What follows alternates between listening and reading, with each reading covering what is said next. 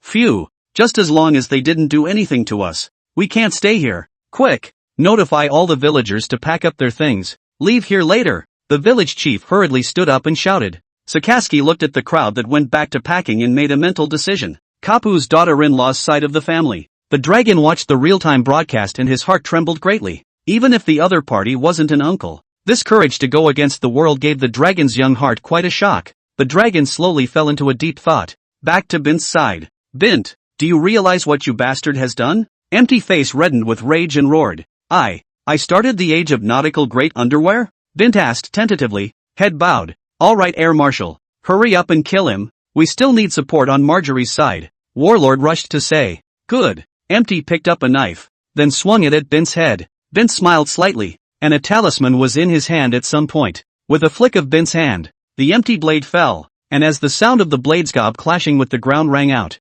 everyone looked down towards the bottom. Just see that the Bints are gone? Instead, there was an extra rat on the ground, and the rat lurched toward the shore. Quick! Stop him! Hollow was about to have a heart attack, pointing at the rat and shouting. The rat looked back at the few people who had caught up with him and once again took out a talisman. At the same time, a dozens of meters long shark appeared in the air out of nowhere. A few people watching people are stupid. Then Bint took advantage of the potential to fall into the seawater, used another water avoidance charm in the sea and slipped away instantly. Empty looking people are stupid. I don't know if they are really mad. If it's empty then they can still catch up. But warlords and their strength and Bints are average. They can also catch up but it takes time. He.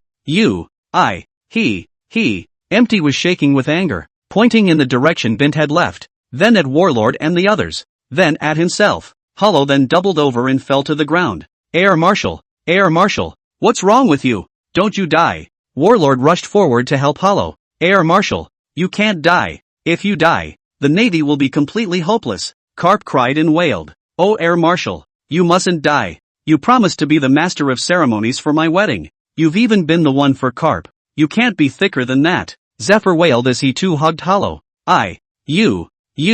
Originally, Empty still had a little bit of consciousness. After hearing what the three of them said, he instantly lost his consciousness. Quickly, take Marshal Hollow back for treatment, shouted Warlord as he rushed to hold Hollow. 10 minutes later, inside the Navy headquarters medical department. Quick, doctor, help him, Warlord shouted as he ran into the infirmary with Hollow in his arms. You're in the wrong place. The vet is in the next room. The doctor looked at the fainting monkey in Warlord's arms and pointed to the room next to him. Warlord, this condition of Air Marshal, is it a human disease or a beast disease? Karp asked his doubts out.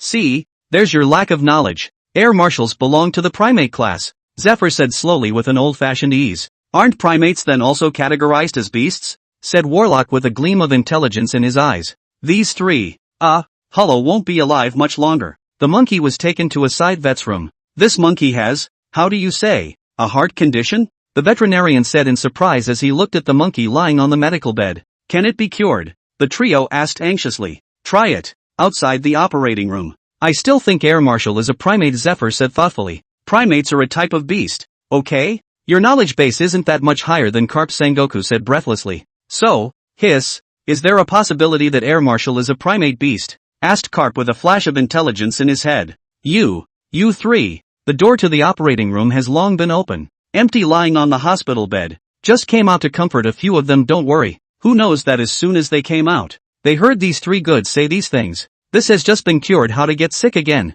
A long history of heart disease. Family genetics? The veterinarian rushed back to the operating room. The three of them looked at each other in a confused manner. Chapter 60, come in. Bint ran away. Live in front of the people of the world. The whole sea is more boisterous. Countless pirates idolize Bint. A boat was slowly idling around in the endless sea. Suddenly, a blister suddenly bulged on the surface of the sea, and then a figure violently sprang out of the water and landed on the ship. I'm back. Ha ha, Bint said as he landed perfectly on the deck with a 360-degree spin in the air. Oh, Rayleigh said oh so quietly. Oh, Jabba Ood. Oh, Cycle O's. Oh, Roger watched all three of them and hate himself. What's the reaction of you guys? Don't you think I should be loudly applauded for this safe return? Bint asked breathlessly. The rest of us are going ooh. Alright, bunch of emotionless ones. Bint waved his hand helplessly. Bint, you're so bossy, Roger said with little starry eyes. It's okay, I'm sure you'll be able to do the same with me in the future. Bint nodded in satisfaction and patted Roger on the shoulder. Where to next? Jabba asked suspiciously. I suggest we go our separate ways, Riley said seriously. He felt he was in for a rude awakening when he was stranded on a boat with Bint. How about we go to Marjorie's and get together too? Bint asked with a smile. Big brother, please let them go. Riley was on his knees begging for mercy for them. Can't we just stop? I think it's okay. There will definitely be a lot of pirates then, eh? It'll be fun for sure, said Roger with great delight. That's good. Let's go to Marjoria, shouted Bint. Departure. Roger chimed in. Riley Jabassaker shudders. We do get a bit of attention these days. Surely we can't just go like this, Bint said with a slight smile. How does that go? Roger queried. A few of Riley's men no longer wanted to say anything. Big brother, I understand, said Huaming Ancient Saint happily. Bint nodded in satisfaction and took out a talisman from his pocket and handed it to Huaming Ancient Saint. Huaming Gusheng directly affixed to the head. Then, a bald young man in a strange costume appeared in front of the crowd. You are the servant of this palace. Uni, this palace, twisted wheel, Xin Huan. Bint smiled faintly, took out the fortune-telling streamer and gently waved it. Bint shifted. A woman who looked full of graceful and rich temperament appeared in front of the crowd. We, going to be female too? Riley asked in a shaky voice. Bint really is getting sicker and sicker. You guys? Of course you don't have to, Bint said as he handed down a talisman to the crowd. Riley shuddered and pressed it to his head. You are the daughter of this palace, Princess Linghua. Me you? Bint, I'm going to kill you. Riley felt the lowering of his vision veins rippling on his head and rose up to charge towards Bint. How dare you? What is the decency of a girl who puts fighting and killing in her mouth all day long? Bint said with an evil smile, pressing one hand on Riley's little head. I'll kill you. Riley was going crazy. What about me? What about me? Bint, what about me? Roger asked excitedly. It was fun to watch. Here, this is yours. You are Lingxi's sister, Princess Hazelmoon, Bint said slowly as he watched Roger press the talisman to his head. Do we use it too? Jabba and Cycle asked with a shaky look at each other. Of course. You two are the two foolish sons of the palace. Bint gave them both one. Bint then gave Olbia the same. When Olbia watched her nice girl double as a man again, the whole thing went bad. You're the emperor. I'm your consort. Well, that's all you need to know. Bint nodded in satisfaction. I'm going to kill you, Bint, cried Olbia, her face flushed with shame. Daring. This palace is your wife. Are you trying to kill a woman to prove your righteousness? Bint rushed away. The whole ship was a mess. Riley looked at his small body and already thought of tens of thousands of ways Bint could die. After a day and a night of sailing, the group arrived below Marjorie's. Ooh, there's a lot of people here, marveled Bint, looking at the piles of boats in the sea below Marjoria. Oh, isn't that still down to someone? Riley grinned. You little ninny, how do you talk to your mother? Watch out for the spanking, Bint said with a playful smile. Oh, okay, you wait until we get back, Riley said with his fists clenched. There weren't a lot of people. But why? No one went in? Jabba voiced his self-same doubts. It's still my palace's son who is smart. They should all be watching and waiting for the head to come up. Bint shook his head helplessly. Let's ignore them and go straight in. Bint waved his hand and scuttled right in with the boat. When those pirates saw such a ship go straight in, they thought it was their peers who were going to make a move. And one of them was also dumbfounded. There were countless warships standing at the gates of Marihoa, watching a ship slowly come. Everyone gulped and prepared for battle. A battle that was about to begin. Who are you guys? What are you here for? Empty shouted with a dangling drip. We are from the great Qing dynasty. I, the Qing dynasty, have forgotten and have come to the government to seek help. Bint choked with tears slowly stood out and shouted. Qing? Is there such a country in the world government franchise? Empty was confused, then looked to the side and asked the warlord. There should be no, but look at the woman's touch. Also does not look like a small country. Should also be in the joining country. Only each world conference can only have 50 countries to come. They compared to the other joining country almost did not come to the should. The warring states headache rubbed his eyebrows and said, there are so many countries, how does he remember them so well? So let them through? Karp queried. How do you prove it? Empty shook his head. This period was too sensitive to do the wrong thing easily. The palace's Qing died. Everything was destroyed in the fire. Only left a world government stamped logistics notification list. Bint took out a previous some ungrateful pirates robbed them back by them robbed left a cargo list. Is that proof? Empty was surprised. Who cares? There's a stamp from the world government anyway. And as for whether it's a cargo manifest or a pass, they're the ones with the headache, Karp said with a shrug. He was already indifferent to the world government or whatever. So whatever. Alright then, you guys go. And Hollow nodded and signaled the warship to get out of the way. Bint steered the ship in. Those pirates were a bit dumbfounded for a moment when they saw the ship go in. No, what about the promised great battle? Bint smiled slightly. This is coming in. The 5 old stars, I'm coming in. Chapter 61, Old Husband and Wife? Manhwa presents a stepped division, with the Tenryou people's residence below and the world government of the 5 elders above. Bint smiled evilly as he looked around at the dwellings and the sounds of playful laughter coming from the streets from time to time. Bint docked the boat and came down with the crowd, slowly making his way up. On the way, some of the scrolls eyes Bint saw everywhere were sizing themselves up. This lord, may I ask where the home of the 5 elders is? Bint asked, looking for a passing scroll. Who are you? The scroll asked, frowning at Bint. This palace is Twisted Wheel. Xin Huan. My palace is Qing dynasty died. Specially come here to look for the 5 old stars. I hope the world government can help my palace, Bint said slowly. Father, I want that little girl to be my slave. At that moment, a little boy ran over beside the scrolls, pointing at Riley who was in a crowd behind Bint.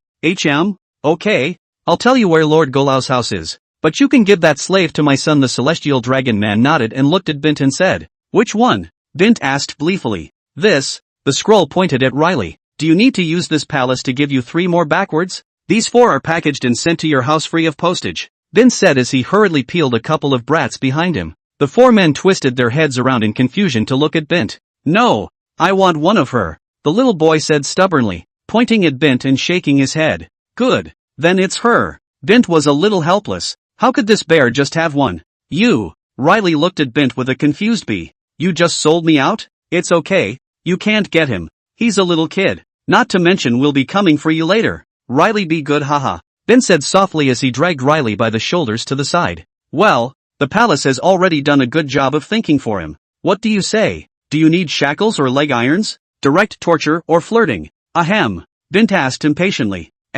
Well, very well. I'll remember your Dechingwa. I'll take care of it more in the future. Looking at Bint's pinched and pandering attitude, this celestial dragon man was very flattered. Riley was just dumbfounded to be shackled and taken away by the kid. Bint, I will kill you. Riley's yell came from the distance. That, Bint is his former master. Never mind. You still haven't told this court where Lord Pentagram's home is? Bint asked with a smile. The street below the highest level of government over there. There are 5 houses on that one street, said the scroll, pointing below the highest level of government above. Yes, the palace thanks you, my lord. Bint nodded happily. Well, the scroll waved his hand. My lord, I would like to ask the names of the 5 lords, so that I can address the lords with respect. Oh yes, do the lords still need servants? Bint thought of something asked. You don't need to know the names of the 5 lords. You just need to call them lords. As for the servants, all 5 lords are married and have their wives at home. There is no need for servants, the celestial dragon said with a frown. Yes, my lord. Look again. These 3 are not bad looking. Really not? Bint asked, holding the 3 children. Jabberolissiker, a little undeterred. No. Keep these for yourself. The sky dragon man shook his head helplessly. It was also the first time he had seen such an enthusiastic country lord. All right, Bint said helplessly, disgustedly, and led the way. Bint, you just sold Riley? Is that ethical? Jabba asked softly. How is this immoral? You have to realize that we are making a necessary sacrifice for the revolution. And I think it's great that Comrade Riley has traded his life, and possibly his knuckleheads for the position of the target. And we have to make Comrade Riley's life, or modesty, for what it's worth. Bah, a good death, Bint said righteously. A man's death, or temperance, or heavier than Mount Taishan, or lighter than a feather. Comrade Riley, he is heavier than a feather. Bah, of Tarzan, said Bint slowly. Bint and his group slowly walked to the last street, looking at the houses that were completely different from the street in front of him. Bint smiled slightly. All 5 of you are married, right? Bint told the crowd to hold still for a moment, and led Jabba to the door of the first man's house, tapping gently on the door. Who is it? The door was opened by an old woman. Excuse me, is this the home of the 5 elders? Bint said, instantly choking back an uncontrollable sob. Yes, may I ask who you are? The old woman asked softly as she looked at the red-eyed touch of the noblewoman in front of her. I have found it at last. You must be his servant, my lord. I'm Huan.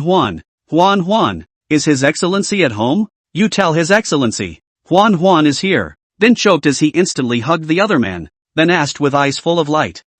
Yes, master. Lord, he's not home. The old woman was confused for a moment, nodding instinctively as she heard the name of her lord called out by the other woman, who was the wife of one of those men. She didn't think things were simple with this female. That's great. Is the adult at home? I brought his child to see him. He can be really disappeared for 10 years. I just realized a few days ago that he is actually the 5 old stars. So when I think about it, so many years I'm alone with the child, I'm also worth it. In the past, he was suave. I look like a flower. He called me with a word of Huan, called my heart is crispy. Then wiped the tears on her face and choked. What? There are still seeds outside his old undead? The old woman instantly exploded and asked with incomparable anger. What are you yelling for? You servant? I'll tell the Lord to kill you. Get up. I'm telling you, we've found a man. So be careful. I'll ask His Excellency to strip an old woman like you naked and throw you out. After all, I'm His Excellency's beloved Huan Bint shouted as if she had found a backer.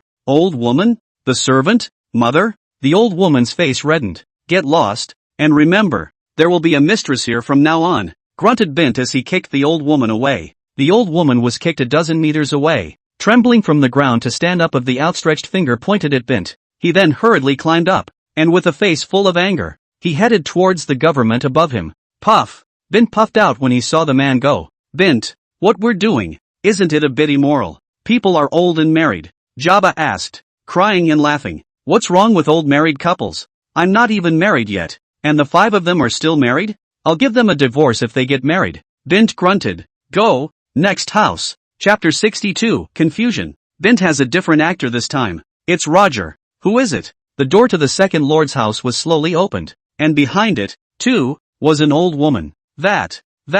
May I ask if this is your lordship's home? Bint asked in a careful, trembling voice. Yes. May I ask what you want? The old woman looked at the noblewoman in front of her and asked suspiciously. That.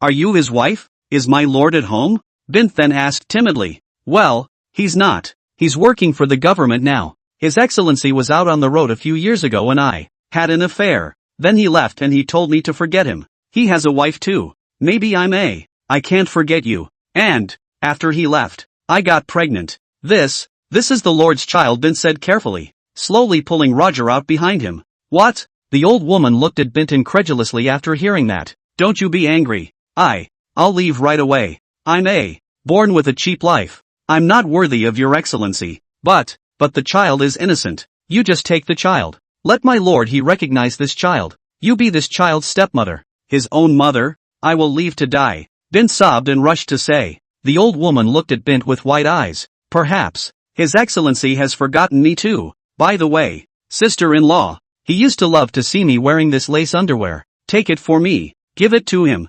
Maybe he may have forgotten me, but please tell him, a few years ago, on that stormy night, there was a woman. Still remembers. Bint took a pair of lace underwear out of his arms and handed it to the old woman. The old woman looked at the lace lingerie in her hand, thoroughly convinced, and then slapped Bint in the face. Bint enchantingly slumped to the ground with a howl of pain. You, that old undead, you wait here for me, and this sinful bastard. The old woman roared in anger, pointing at Bint and also Roger. Don't trouble His Excellency. His Excellency is busy right now. Don't let your feelings be hurt because of a like me. I'll leave at once. Bint's acting skills exploded as he clutched the old woman's leg with a tear-filled face and howled in pain. Pissed me off. The old woman kicked Bint out of the way, and then took off toward the government above her, dripping with rage. Bah! That was not a light slap, Bint spat as he watched the old woman completely out of sight. Next, Bint plastered the perimeter of the second room with sentinel talismans. Go! Sekar, let's go to the third house. Don't fucking run away. Not one of them. Bint grunted twice and went to the door of the third house and knocked. My lord, is my lord at home? Bint shouted as he rapped on the door. Do you have something to do? The one who opened the door, unlike the previous 2 families who were both older women. This woman looked a bit younger still. Is this your lordship's home? Bint asked with immense joy. The woman nodded in surprise, for Bint's current touch looked incredibly magnificent, and there was even too much of her to give her a bad feeling. Too good. Son, you're going to meet your dad soon, Bint said happily as he picked up Cycle. Son, Dad? The woman looked at the 2 women in front of her in confusion. I thought my lord he lied to me.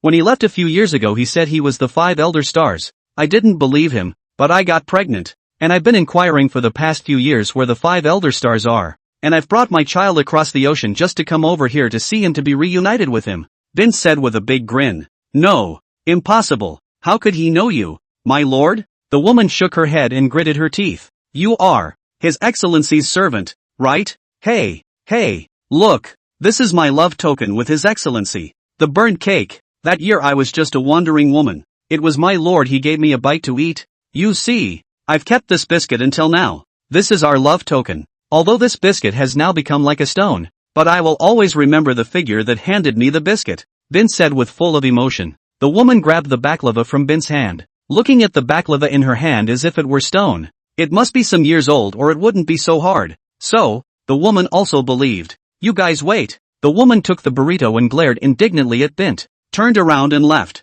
The last two families, Bint also tired, directly knocked on the door. A slap an old woman, directly to her two old women fainted, and told them that they twisted the wheel. Jin Huan is only the two of the adults of the main palace. Angry two old women also ran away. Okay, family feelings destroyed. Now, it's the turn of substance. Bint smiled slightly and looked around the building. Well, we don't have to pretend anymore. It's time for the big game. Bint looked to the crowd and helped them cancel their costumes. How to fight? Bint asked Jabba excitedly. How do you fight? Bint smiled. Bint then walked up to a passing scroll. Are you? Just fight. Bint gave the scrolls a kick dozens of meters away. Oh, I see then. Jabba tucked in his hand and hemmed and hawed. Huaming Gushang also smiled oddly and took a few hundred sentinel talismans from Bint, but he still remembered where the homes of those Tenria people who had alienated themselves in the past were located. The crowd smiled wickedly and began to destroy. Office of the 5 elderly stars. The 5 were discussing things when suddenly the door to the office was opened.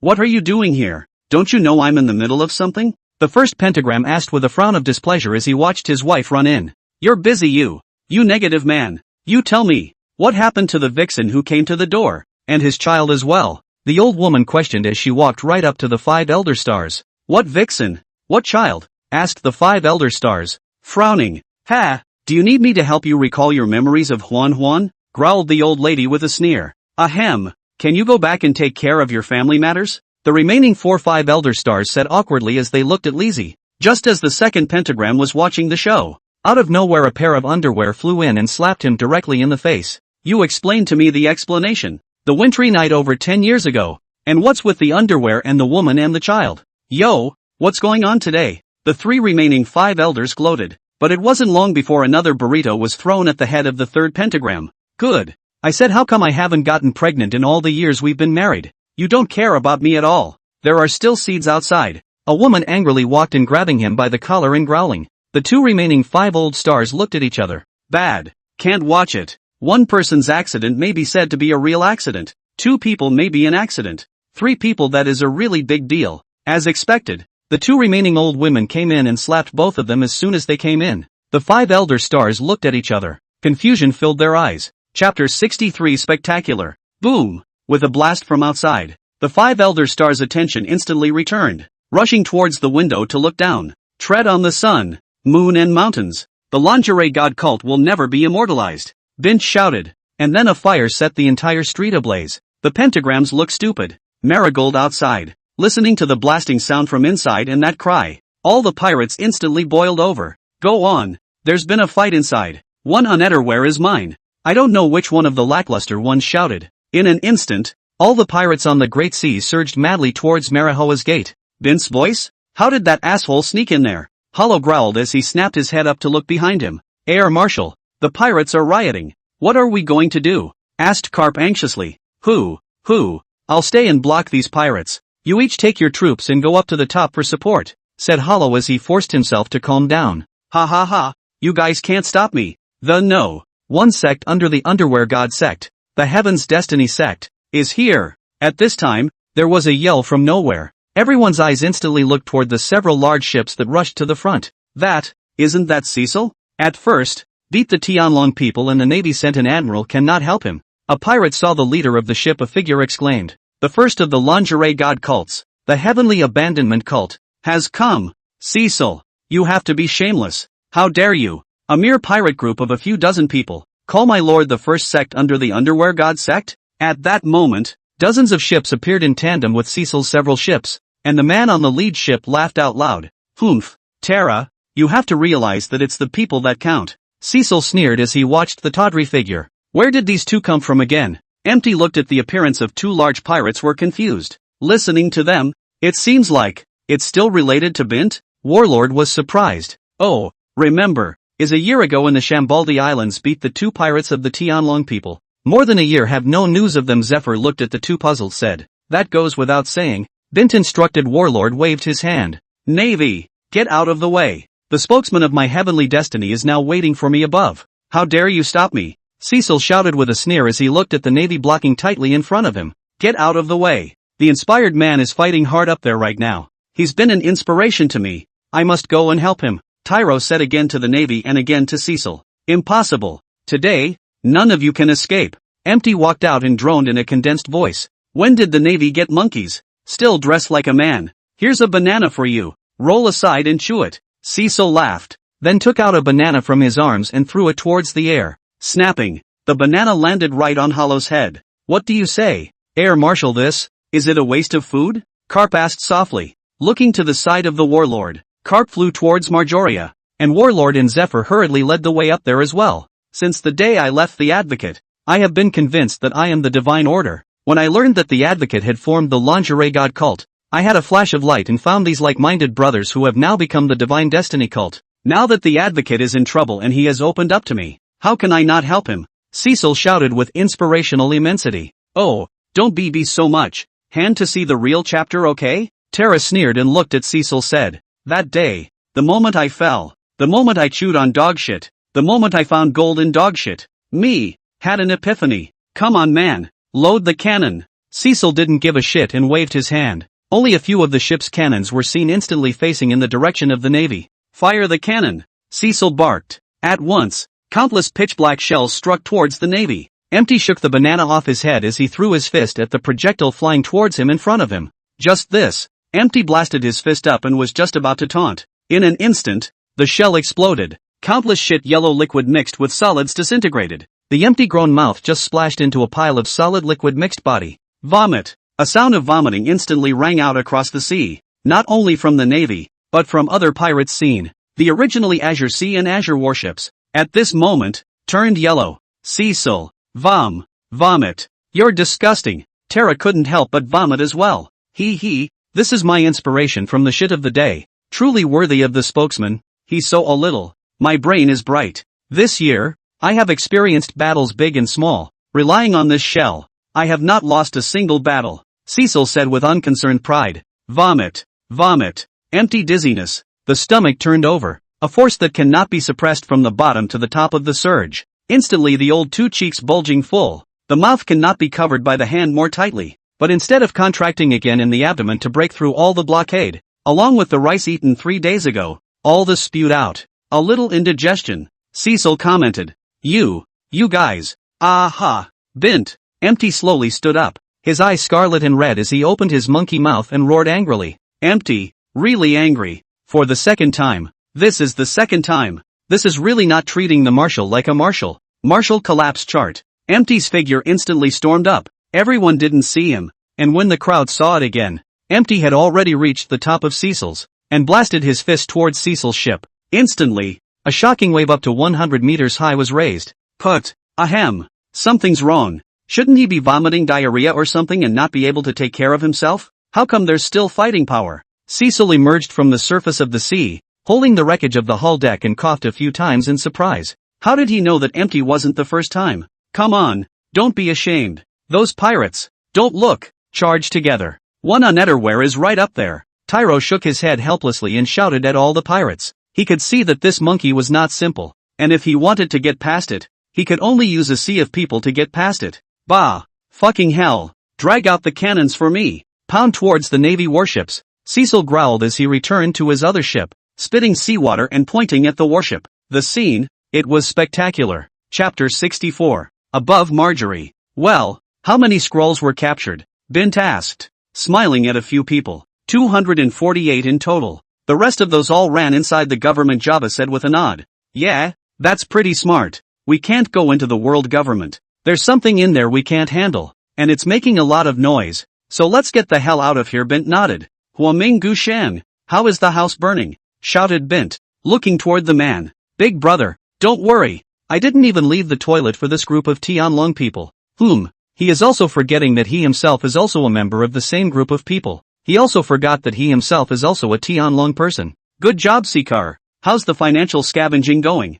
Bint asked, looking over at Cycle. A total of 50 billion belly. 58 devil fruits. There were also some valuable treasures and stuff. I burned them all as you wanted, Cycle said slowly. Okay, good job. Bint nodded in satisfaction. Bint then came to these scrolls that he had captured. What do you want to do? An old scroll asked, pointing at Bint in a trembling voice. Why is there an old man here? Bint asked, looking to Jabba. Isn't that what you said? Men, women, children, pregnant women, dementia, infertility. No one is spared, Jabba said without a smile. You said, I'm bullying the elderly like this. Isn't it a bit immoral? Bint asked after a moment of silence. Kind of. Jabba nodded indisputably. That's right. Then, Bint slapped the old man unconscious. Jabba covered his face. No eyes. You guys, do you want to die or live? Bint asked, looking at the group of scrolls in front of him. Live. All the scrolls shouted in unison. Good. I'll give you a chance to live with these underwear on your heads. Bint laughed and pulled out a pile of underwear labeled with the word morality from his arms. All the scrolls rushed to bring them up one by one. Later, when the Navy comes over, you guys yell Ula and charge towards the Navy. Understand? Bint asked with a smile. Understood. Understood. Everyone hurriedly nodded. Bint, you come out here. At that moment, a roar from the warlord rang out from outside. Oh, just in time. You guys go ahead. Bint smiled and said to all the scrolls. As if all the Tenria people had seen freedom. One by one, they rushed towards the warring states outside with the fastest speed possible. Where are the slogans? Bint looked at each of those backs and lifted the dazed old man on the ground and threw him straight out. Those Tenryuden saw that old Tenryuden who flew in front of them, and each of them was scared out of their wits. Ula! All the scrolls shouted in unison. Asterisk asterisk asterisk asterisk. How are there still so many people from the Bint cult here? Warlord said in a trembling voice as he looked at the 200 or so people rushing towards him. It looks like they probably climbed up from the other side of the Holy Land. Zephyr thought about it. There was only one possibility. Warlord, take him alive or? Karp asked, somewhat in a heartfelt voice. Warlord, everyone, shoot to kill, execute in place. At that moment, the roaring growl of Hollow came from below. From the tone of voice, Warlord could hear Air's anger. What in the world is going on down there? How can it make Air Marshal so angry? You heard me. Air Marshal's orders. Warlord shrugged. Karp shook his head helplessly. So many people to kill. Below, Empty alone against 300 pirates. There are still cannonballs coming from time to time. Empty's original black monkey has turned into a yellow monkey. And those shells come at us from all sorts of angles. So it's hard to fight them off. Although they don't have much power. But, the insults are too strong. Empty now has no thoughts in his head. Numb, see one kill one. The Navy Three Stooges above looked at the people rushing over, shook their heads helplessly, and rushed up with their various units to mix up the battle into a mess. Hey, Miriam Palace, Olbia, how are you guys doing with putting the talisman in place? Bint asked as he watched the big melee and looked aside to the two women. A total of 3,000 talismans, all of which are on the walls of the government, Olbia said with a nod. That's good. Let's get out of here. There's too much noise. It'll be the end of that thing up there. Bint waved his hand hurriedly, and led his men to run away from the melee. The crowd ran to the shore of Marjorie's and got into the boat. Ha ha, sail away. Riley, sail away. Roger shouted with a laugh as he boarded the ship. The atmosphere is a little silent. Riley, raise the sails. Roger froze, then proceeded to shout. Don't you think we're missing someone? Jabba asked, rubbing his head. Who's missing? Roger asked, twisting his head in confusion. In a cage on Main Street, looking around at the flames burning in the houses, and the howls coming from the distance. Riley gulped. Why hasn't that asshole been come yet? Riley said angrily, looking at her still unrecovered, still petite frame. Who? Warlord, there's another slave child here. At that moment, Zephyr rushed this way with his men. Zephyr's body filled with blood, and shouted when he saw Riley in the cage. Ah, child, slave. Warlord walked over with blood on his face and saw Riley in the cage. Child, aren't you the little girl from the Great Qingdom? Karp asked as he pulled off his blood-stained clothes and tried to make himself smile a little better as he walked over to Riley's cage and crouched down. My mother sold me to a scroll. But, how did this place suddenly become like this? Whoa. I'm so scared. I want to go home so badly. Seeing this, Riley had no choice but to start acting as well. Although his acting skills may not be as good as Bint's, but he usually stays with Bint, and he knows a little bit about it by hearing and seeing. Riley covered her petite body and cried out in trembling pain, but in her heart, she greeted all 18 generations of Bint's ancestors. Do you know where your home is? Karp asked with a hard shudder in his heart and a forced smile. Aha! I know. And I can row. I even rowed from the North Sea to the Great Voyage by myself last time, Riley said with a nod and tears on her face. Really? The little girl is great. Go ahead. Head this way. There are boats on the coast. If you run into any danger, remember to say my Karp's name, okay? Karp smiled and helped Riley get the cage open. Aha! Uncle Karp, you're such a nice guy, said Riley with a bright, happy look in his eyes. Karp, privately setting slaves free this, Warlord said softly as he stepped aside and exhaled. She's just a child, a homesick little girl. If there's a problem, I'll take care of it, Karp said with a smile as he looked at Riley's petite back. Oh, we'll take it together. Zephyr walked over and smiled. Warlord shook his head helplessly. So take it all in one piece. Back to the coast. Come on. I think Riley's almost cool enough to bury by now. Don't wait for him, Bint said with a bad smile as he looked at the time. Bint, I'll choke you. Suddenly, a petite figure instantly lunged at Bint's face, mounted on top of Bint in a death grip on Bint's neck. You rebellious son. Treacherous, Bint said with a grimace as he was choked. I'm going to kill you. Then this palace will teach you a good lesson. Let you know what a father is. Looking at the two men who were fighting, the crowd laughed and sailed away. Chapter 65 Dedication. Don't we care about those pirates? Roger ran out with his boat and asked in confusion when he saw the group of pirates outside. They're a bunch of aspiring young men looking for one unetterware, Bint said lightly. Bint, there's two of your acquaintances over there, Riley said with a smile as he suddenly saw something. Asterisk.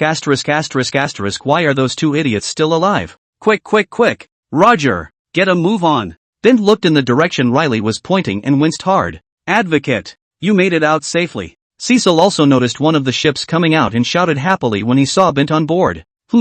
Bint, over there? The yellow monkey numbly and slowly twisted his head to see Bint, and instantly, veins popped up on his monkey brain. Foul play. Cecil, I have to say, your cannonball is quite good. At that moment, a figure violently appeared behind Hollow, holding a cannonball in his hand directly over Hollow's head. A large amount of splashed out of Air's head for a moment, and then Air grabbed Terra by the hand and threw him straight away. Air, hello comrades. Comrades have worked hard. Let's go home. Comrades. Bint forced a disgusted smile, and after that rushed to sail the boat and run away. Brothers, since the spokesperson left safely, let's go too. Haha. Cecil saw that Bint was safely away and rushed off with his men as well. Tyrol rushed off with his men as well. Empty looked around numbly at those pirates. Those pirates looked at the Empty. Now this look hard cold shiver. Next time to come back. This navy is too perverted. Air Marshal, we didn't find Bint up there, but we killed all of his what's his name cult people. At that moment, Warlord also arrived from above, and reported with forced nausea as he looked at Hollow's current appearance. Don't you say anything, leave me alone. Hollow stood still, with Empty as the center of the circle. A radius of 1 kilometer is drawn. All of them. Air Marshal, there's something I don't know if I should say or not, Karp asked in a trembling voice as he looked at Air's face. Empty didn't answer Karp, slowly twisting his head to look at Karp as if it were mechanical. You're almost drying out. Air Marshal. Warlord looked at the fainting Air. He wanted to run over and pick him up, but his conscience and his instincts are fighting now.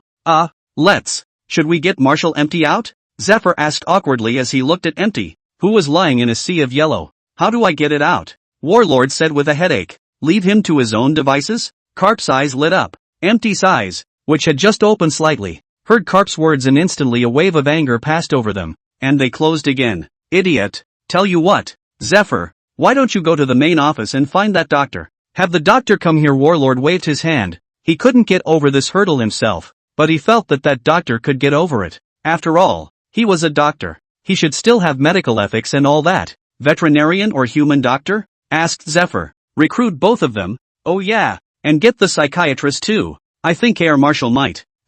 Warlord shook his head helplessly. Zephyr picked up the 3 doctors. Where is the patient? The human doctor asked as he looked at Warlock. What about that? Warlord pointed to the yellow ocean over there. Just kidding. How am I going to get in there and show him? And he's not even a person, the human doctor said in a clueless voice. Why do you mean that in such a weird way? Zephyr queried. How is Air Marshal not a person? Oh yeah, he's a monkey now, Karp said irritably, suddenly and with a sardonic smile as he realized something. For his part, the vet put on his rubber shoes without a word and took a step over to give the Empty look directly. Look, now that's what I call dedication. Now that's a doctor with medical ethics, said Warlord in praise. Veterinarian is also very helpless.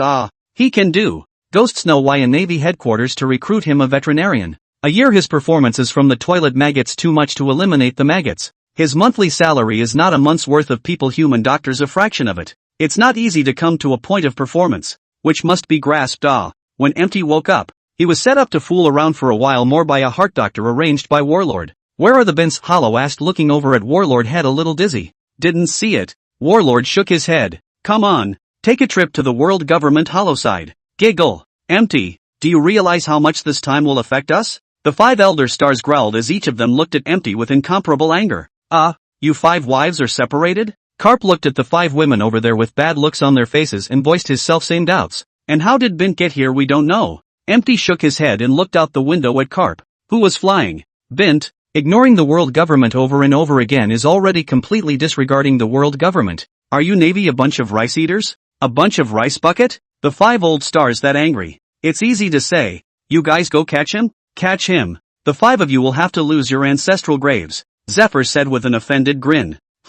We in the Navy are doing our best to catch him, but with his bizarre skills and negligible morals, there's nothing we can do about it. Hollow said breathlessly as he looked over at Zephyr, who had flown out to accompany Cap. If there's no way, will we find a way? Do we, the world government, raise the Navy just to watch? The 5 elder stars continued to rant. I thought about it, but did it work? That Bint thing has no morals, no bottom line. Look at it. Air Marshal is still a monkey to this day. And it's not like we didn't get anything out of it this time. We even killed a couple hundred of Bint's cult of what's-his-name's associates. Warlord said with a frown. Oh, hundreds of accomplices? You open your eyes wide and look. That 5 elder stars laughed in anger and pointed directly out the window. Warlord walked up and looked downward and was dumbfounded. As soon as those individuals took off their underwear, they turned out to be a single Tenryujin. And now those surviving Tenryujin were holding the corpses of hundreds of people, crying and wailing. Ha ha ha ha ha. Great job, Bint. Karp, who was flying in the sky,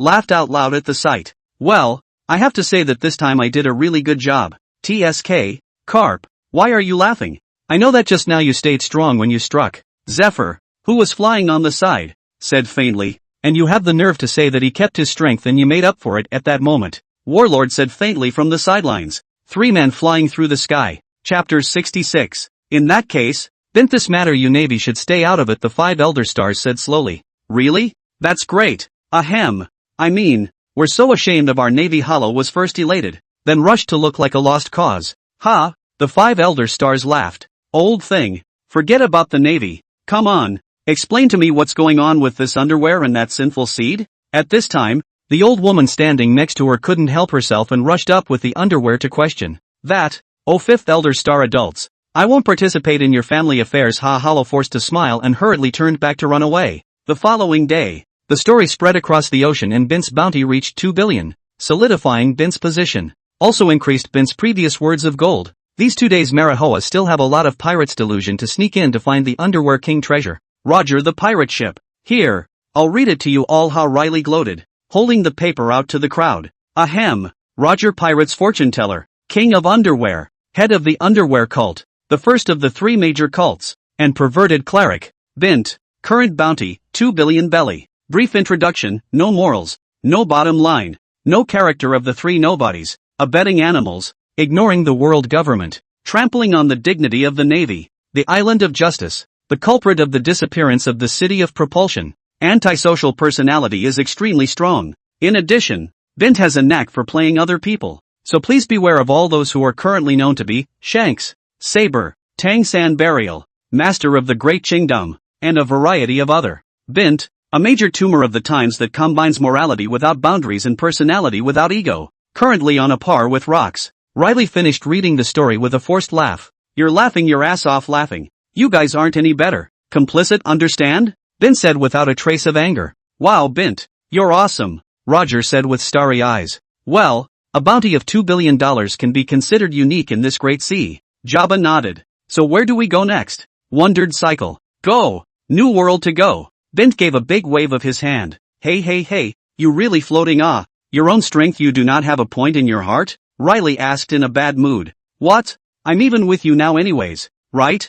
I can't really do anything but beat Roger now, can I? Bint asked breathlessly. It's actually not too bad. It's not like Bint his greatest strength is fighting. Cycle said slowly. When you put it that way, it seems true. Jabba nodded approvingly. Bint does have a knack for grossing people out and messing with their minds. Nope. One of a kind on the whole ocean. Riley nodded back. Then what's the point? Go, New World go. There, let me see what that shit rocks say, Bint said with a grin. A certain tall figure sneezed hard on the New World's rocks ship. Yo, boss, catching a cold? Kaido stood and grinned. It's fine. Ha ha ha. It's this Bint that's intriguing me more and more. Dare to play with the world government like that? Locust said with a cold smile. Maybe he's as crazy as the old man. Mama mama mama mama mama mama mama mama mama mama mama mama mama. I'm looking forward to seeing him more and more, Rox said with a sneer. After a few months of trouble-free sailing, without a navigator, of course, and running blind, the people had arrived at the final point of the route, the shambles.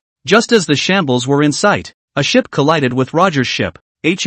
Where'd the boat come from? Wait, why is there a kid in the boat? Riley stood on the mast and looked down, a little puzzled. Children? Roger was a little confused. Sea pirates. That, may I ask if you know Bint? The kid on the boat gulped and shouted as he looked at the ship in front of him. Riley rolled his eyes and threw down the sleeping Bint on the deck of the ship as soon as he could. Shit, Riley, you wait, Bint shouted in no uncertain terms as he was thrown onto the boat. Where did you get that little kid? Bint looked back at the kid. You're Uncle Bint. Uncle Bint pirate. Ha ha ha, I've finally found you. The child looked at Bint's touch and picked up the newspaper to compare it, and happily hugged him directly. Wait, where did you get that? Bint put one hand against his head. My name is Sakaski, pint-sized pirate. I'm going to join you, Sakaski said a little nervously. Sakaski? Red dog? Ha? What the heck? Bint froze for a few seconds and rubbed his head breathlessly. Bringing Sakaski aboard and listening to Sakaski's experiences, Bint sked, because of Bint's previous words, happened to save the life of Sakaski's village. Sakaski then overnight with luggage to steal the search ship ran out. Also because of Bint's words, the first half of the recent voyage of all the pirates and the first half of the Marihoa side of the harassment of the little guy all the way across the road, coupled with a little money to buy a newspaper, he was stranded on the sea alone for a few months to float. You want to join me as the handle? Said Bint, rubbing his chin. Aha! You must agree, said Sakaski nervously. Good, I agree. You will be the second protector among the 3 protectors of my underwear god cult from now on. Codenamed Red Dog. Bint nodded his head. Yay! That's great. Sakaski held up his little hand happily. The great protector in front of you, Yellow Monkey, is now furthering his studies at the Navy headquarters. So, you can follow me for 2 years first, and go there as well when you have some skills. By the way, these 2 things for you, Bint said. Went to the room to rummage out 2 things. Handed him. This I know. Moral underwear from the cult of the underwear god. Ha ha. Sakaski looked at the underwear with the word morality written on it in his hand and put it directly on his head without saying a word. Not bad. This is a devil fruit. Magma fruit. Just eat it. Bint nodded with some reluctance to look at it, then introduced the devil fruit he was holding. This devil fruit was still searched on Marihoa's side. Bint had planned to take the initiative to look for the little red dog. Who knew that he had sent it to his own door? Aha! Ha ha! Tearing down the sun and the moon and stepping on the stars and rivers, the underwear sect of God is in eternal ruin. I'm not afraid of breaking my bones, but I'll remember the word morality in my heart. The little guy put the underwear on his head and laughed. What the hell? Who taught you that? Bint asked breathlessly. I met the other uncles of the church while I was at sea, and they told me to come to you, and gave me money as well as directions to you, Lord Bint. Words that were also taught to me by Comrade Commissar, Sakaski said happily. Bint was speechless. Ola, Sakaski, wearing red pants with the word morality written on them, took a bite of a devil fruit and ran off happily. Chapter 67. On the Chambord Islands. Poliacerino, do you realize how much of a mistake you've made this time? A fierce-faced Navy man growled at Boricerino in front of him. How awful, yo sir. How many times have I said, misadventure, said Boricerino blandly, clipping his nails with one hand without a care in the world. Misfire. That's someone from a world government franchise. If we continue to let you go on like this, are you even going to accidentally injure the Tenria people? I'm telling you, when that happens, even I won't be able to protect you, Navy said angrily. And, you tell me? Who mistakenly can kick someone in the crotch? Oh, I see. You. Go. Come with me to apologize for leniency. Navy pulled Poliacerino and was about to walk out. The little guy rolled his eyes and followed him. Poliacerino was dragged by the officer to the door of the inn when suddenly a light came on. What are you gawking at? Hurry up and come in with me. The officer tugged on the little guy's hand and led him inside. Yes. My friend, can you tell me what's going on? please? At that moment, a hand was placed on the officer's shoulder. Who is it? You. The officer looked back with an irritated face. Surprise no. Surprise no. Bint laughed and patted him on the shoulder. You're Bint. The officer instantly shook his legs in fear. Sorry clock since you saw me. Let's let you both get some sleep. Bint laughed, and with a brick in his hand from nowhere, he slapped Polyacerino first in front of the officer's eyes, and then gave it to him. Well, what's going on? Bint asked with a smile, appending the brick in his hand and looking to the acting ape on the ground. Ah, so scary. Yo uncle, are you preparing to do something again? Asked Polyacerino as he yawned and slowly stood up. What do you mean screw up? What a peaceful person I am. Bint waved his hand. Oh, by the way, this is Sakaski, the second protector of our underwear god cult. Bint introduced Sakaski behind him too. Polyacerino froze and twisted his head to look behind him at Sakaski. Hello, Polyacerino. Sakaski happily extended his hand. Hello, Grievous Seed.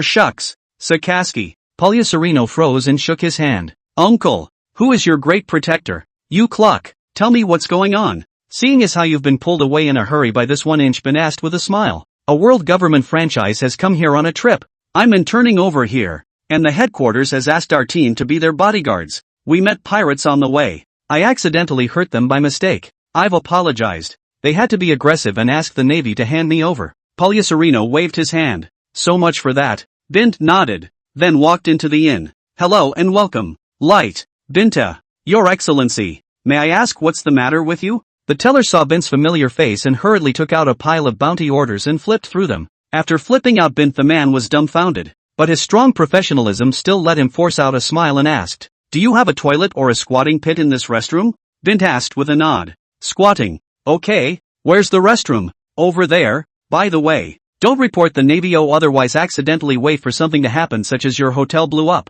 you were buried or something happens, then the scene is very unattractive. Understand. Bint then waved a hand for the two little ones outside the door to bring on their moral underwear, and Polyacerino stripped off the naval clothing he was wearing and stepped inside, leading the two into the restroom. Bint looked at the 3 stirring sticks that happened to be placed there and chose the one that took advantage of the situation. Polyacerino, with a breathless face, took one as well, while Sakaski's face was full of fire. Any idea where those individuals live? Bint asked slowly. No. Lead the way. Bint also put on his moral underwear. Polyacerino led the two men to a doorway. FBI, open the door, said Bint, rapping on the door. Who? What the hell? A voice came from inside and the door slowly pushed open. Bint nodded faintly, and the 3 men slowly took the churn in hand. When the door was fully pushed open, the 3 men grabbed their shit stirrers and clubbed them towards the man's head. Looking at the man on the floor who was foaming at the mouth and fainting with 3 shit yellow stick marks on his head, Bint nodded faintly and rushed in with the 2 men.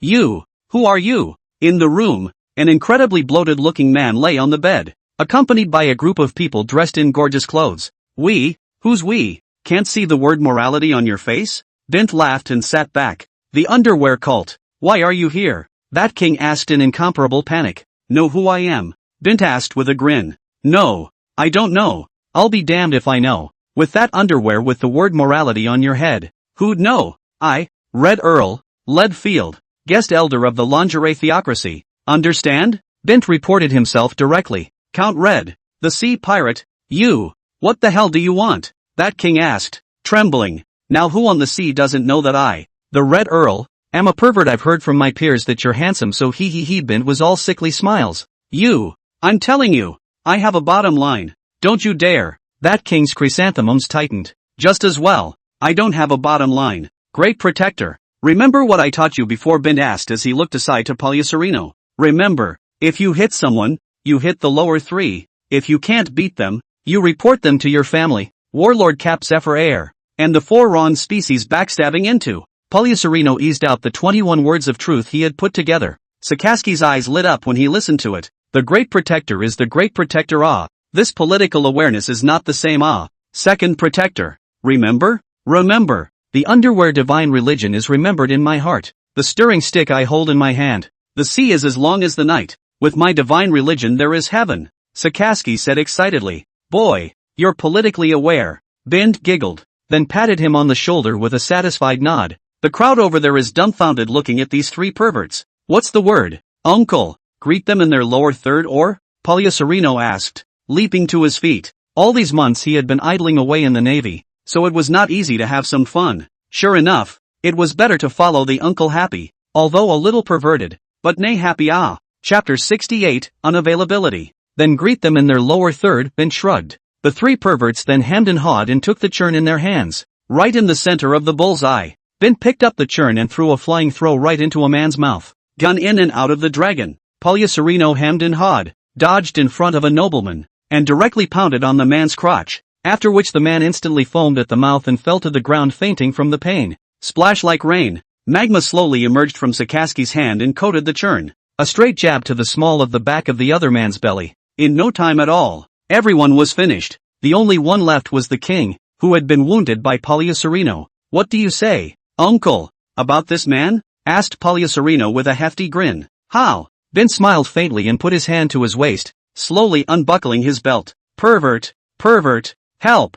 I'm telling you guys, I am faithful until death. I will defend my honor to the death. That king, seeing Bint unbuckling his pants, thought he had something against him, and hastily covered himself and backed away. Uncle, are you really going to? Polyacerino swallowed his saliva and asked in a trembling voice. This king's face was full of fat, looking almost 300 pounds. What are you thinking? Can't I scratch my crotchage? Bint gave him a blank stare. What about us? A few moments later, the three left the room. Wait until one of the waiters comes back in and lets out a scream. What's wrong? The owner upstairs was called down. When the owner saw this scene, the jugular tightened. I saw the king pouting and kneeling on the bed, his face white with white eyes, foaming at the mouth, and 3 sticks behind his ass. How sick must this be? What a cruel person to do such a thing. The owner covered his ass and shuddered. Let's go. Since we've seen it today, let's have some fun. I remember that there seems to be an auction in the Chambord Islands, right? Bint asked with a smile.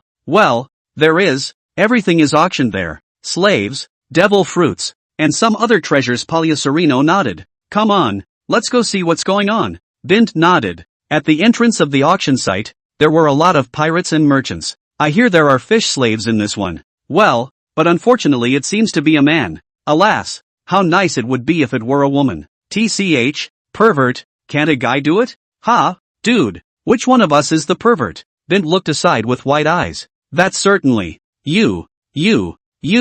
The man laughed, and the smile on his face instantly came to a screeching halt when he turned his head. Lingerie king, king of perverts, the king of lack of virtue. Bint, the man growled instantly. Instantly, the group exploded. Ahem, quiet. I just come here simply to participate in the auction. Everyone do not be nervous, do not be afraid. I'm a person to do the most basic. Bottom line is still there. Will not mess things up. Bint nodded his head, signaling everyone to be quiet. Ah, you're screaming nigga. Can't you hear me when I tell you to be quiet? Bint barked as he kicked the man in the crotch. Okay, the crowd is quiet. Hey, is the auction still on? Bint asked, looking at the gatekeeper. Kai, you please come in. The gatekeeper nodded hurriedly. Bint walked in with the 2 little ones and saw the 3 men sitting in the front row. Yo, you guys are here too, Bint said as he led the 2 to make it to the side of Olbia. Big brother, you've also come? Asked Huaming Ancient Saint happily. Well,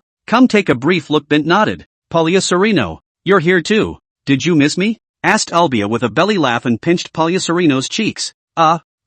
Auntie, be gentle. Gently, Polyacerino smiled sardonically. The 2 little guys still had their moral underwear on their heads. After all, their identities couldn't be revealed just yet. The crowd chatted for a while, waiting for the auction to begin. Cough. Let's cut the crap and start today's auction. At this time, a young woman walked onto the stage and said to the crowd below with a slight smile. The first item, from the 3rd route mining island special crystal, and after our professional carving master and made into a necklace. The starting bidding price of 100,000 belly. The woman holding a box. Above the box is a necklace. 100,000 pesos. 120,000 bells. 150,000 bells. Once this thing came out, all the people on the field who came with female companions all reported their prices. Face at least cannot lose. 200,000 Baileys. Bint raised his hand slowly. Polyacerino watched Bint's eyes light up as he raised his hand, thinking that the older man was finally getting the hang of it. The next plot is that Uncle Bint breaks through everyone's barriers for love, gets the necklace, takes the necklace to find the aunt at night, and then Polyacerino thought lewdly inwardly, and the smile on his face became more and more lewd. What are you fooling around with again, you naive batch of stay-at-home kids? Bint gave him a good-natured slap. I think the baby's name should be Air. It's okay, Poliacerino even helped to think of the two's future child's name, and smiled awkwardly as Bint slapped him back to reality. 300,000 belly, cried another man suddenly, raising his hand. 350,000 Baileys, Bint responded tersely. 400,000, 500,000, 10 million, Bint said slowly. Are you here to pick a fight? The man couldn't take it anymore and stood up with an angry growl. You tell me, where are you from? Bint looked back at him with a smile. Don't think you can scare me just because you're some broken underwear king. Would I, the king of a world government franchise, be afraid of a mere pirate like you? The man said angrily. Oh, that's right, I'm so scared, yo. Bint shivered and shivered. The man sitting next to him rolled his eyes. The Navy. Where's the Navy? Arrest him. Can't you see that a pirate like him dares to provoke me? The man said angrily, looking to the side following the Navy. This is a big deal. I have to contact my superiors. That little Navy wiped the cold sweat from his face. Go. Let me see what your superiors have to say. Bint waved his hand. Hey, my lord. Things. I can't handle it. You go to my superiors. Hey, Colonel. Thing. I can't handle it. You go to my superiors. Hey, Major General. Things. I can't handle it. You go to my superiors. Hey, Air Marshal. Things. The little Navy man is on the verge of tears. What? You tell that fucker to get the fuck out of here. My fucking Navy headquarters, Justice Island Propulsion City, has just been rebuilt. If he wants to die, don't drag our Navy into it. Tell him to get the hell out of here. You tell him to go to the world government. The Navy doesn't care. Empty roared angrily as he received the call. He's so good at throwing this Bint mess to the world government, and this silly franchise wants to involve his own Navy? Ha! He's hardly changed from a monkey to back. But, fuck the buts. There are no buts. Just tell him what I said. If you have a problem, go to the world government. The entire Navy is recently pregnant and at home awaiting delivery. They're not available. Looking at the hung-up phone, the little Navy man cried. Chapter 69, anything? That, my lord. I've contacted my superior and he said, the entire Navy is on maternity leave. The young Navy walked into the auction house and walked up to the man and said awkwardly, giggle. The man's face clouded over. Then he took out his phone bug and directly called the 5 elder stars. Oh, such a thing. The 5 old stars over there froze when they received the call. I hope that you, Lord Pentagram, will send someone to capture this man. The man instantly found his footing, pointing at Bint with a spirited voice. Okay, I've said hello to CP0 the 5 old stars there said and hung up the phone. Can CP0 catch him? Asked one of the 5 oldest stars, a little puzzled. Try it. After such a long time, there has been no news from that lord. He should be busy. It's not like we can't make no moves.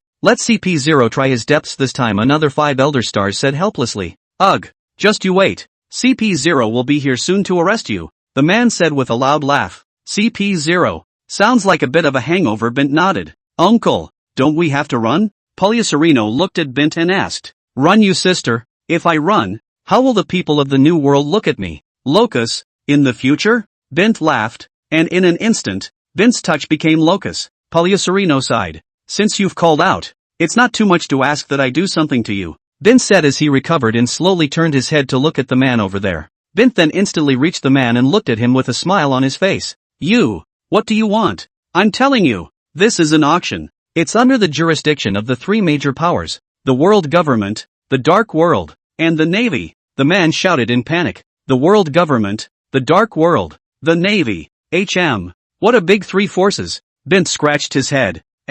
By the way, you give these 3 forces contact. You see how these 3 forces think of me? Bint asked with a grin. You wait. Navy, Air got the call. Fuck off. World government, the 5 elders answered the phone again. I thought we called it in. Wait, World of Darkness, Keepson answered the phone. What? Bint? The auction house? Oh, that auction house is gone for good. Bint then walked up to the man, one hand around his neck and an extra bottle in his hand, which Bint poured directly into the man's mouth. Poliacerino, what is that? Asked Olbia, looking at the bottle in Bint's hand in confusion. *** medicine. Last time that what Kyverson 10,000 berries sold uncle a shipload of that stuff. This thing is expired. Bint uncle long want to try expired medicine. Medicine stronger or more poisonous, Poliacerino slowly said. Bint then carried him, walked outside to a pet store, grabbed the owner, and manhandled him inside and locked the door. Let's get on with the auction. Bint smiled and walked in. A short while later, there was an earthquake outside.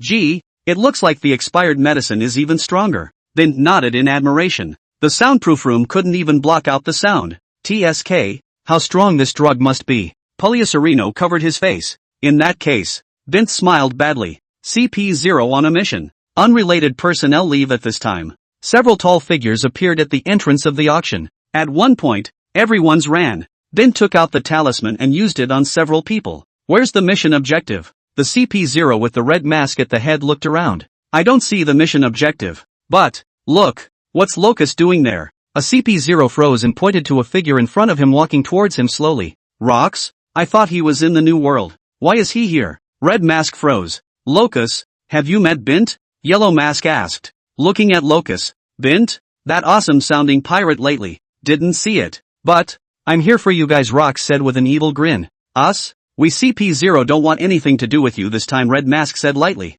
This is some goods I recently scavenged in the new world that I would like you to give to the 5 Elder Stars. Roxas pulled out a bag and tossed it to Yellow Mask. Oh, what do you mean? The Navy has been harassing me too much lately. It's giving me a headache. You guys talk to the 5 Elder Stars and tell them to get lost. This is considered a bit of a favor, Rox said lightly. Ha, Locust, don't you know what you've done? And you still want Lord Pentagram to help you? Yellow Mask took over and taunted. If we don't want to ease our relationship, that's fine. I heard that Manhwa has taken quite a beating lately. I wouldn't mind checking it out as well, Rox said lightly. Okay, we get it. Also, did you see Bint or not? Red Mask pondered for a moment, then said slowly, didn't see that handsome guy. Go. Looking at CP0's back as he left, Rox smiled faintly. What did you send, Uncle? Asked Polyacerino, dressed as Kaido, slowly as he walked up beside him. 3 sex-changing charms and 5 vials of pills. Bint said lightly as he recovered from watching the man go completely out of sight. 5 old stars getting together.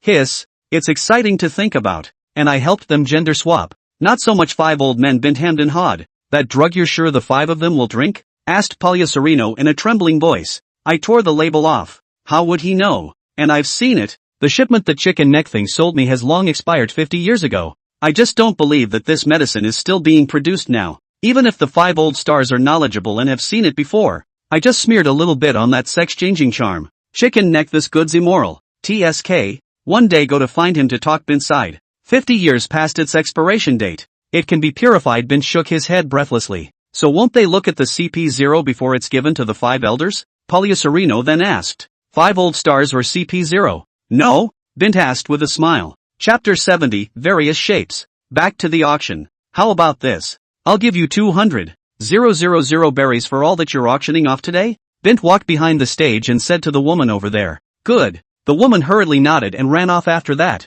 She's supposed to be in charge of the auction. Those goods are from pirates. From the dark world. What does she care? This friend looks a bit familiar, Bint asked with a smile at a male fishman inside a cage as he walked up to it. Who are you? Sambel asked in a shaky voice. I'm Bint, a crew member of Roger's Pirates. Like this, I'll save you out. How about you come and hang out on my pirate group? Bint asked with a smile. Pirates? Yes. Sambel froze, then nodded with a toss of his head. I go. So painful? Bint were a bit incredulous. Could it be that in some recent days, he stole some of Olbia's cosmetics and became more and more handsome? His personal charisma greatly increased? No. I think you're a good person and wouldn't lie to me, Sombrero said, shaking his head. I'm sorry to ask, how did you get captured? If you don't want to talk about it, forget it. Bint helped him get out of the cage. As soon as Sombrero came out, Bint froze. Sombrero's size height was really just next to Seacar's altogether. Me? I came out on an adventure and a pirate group saw it and said they invited me. Then I came here, Sambel said simply.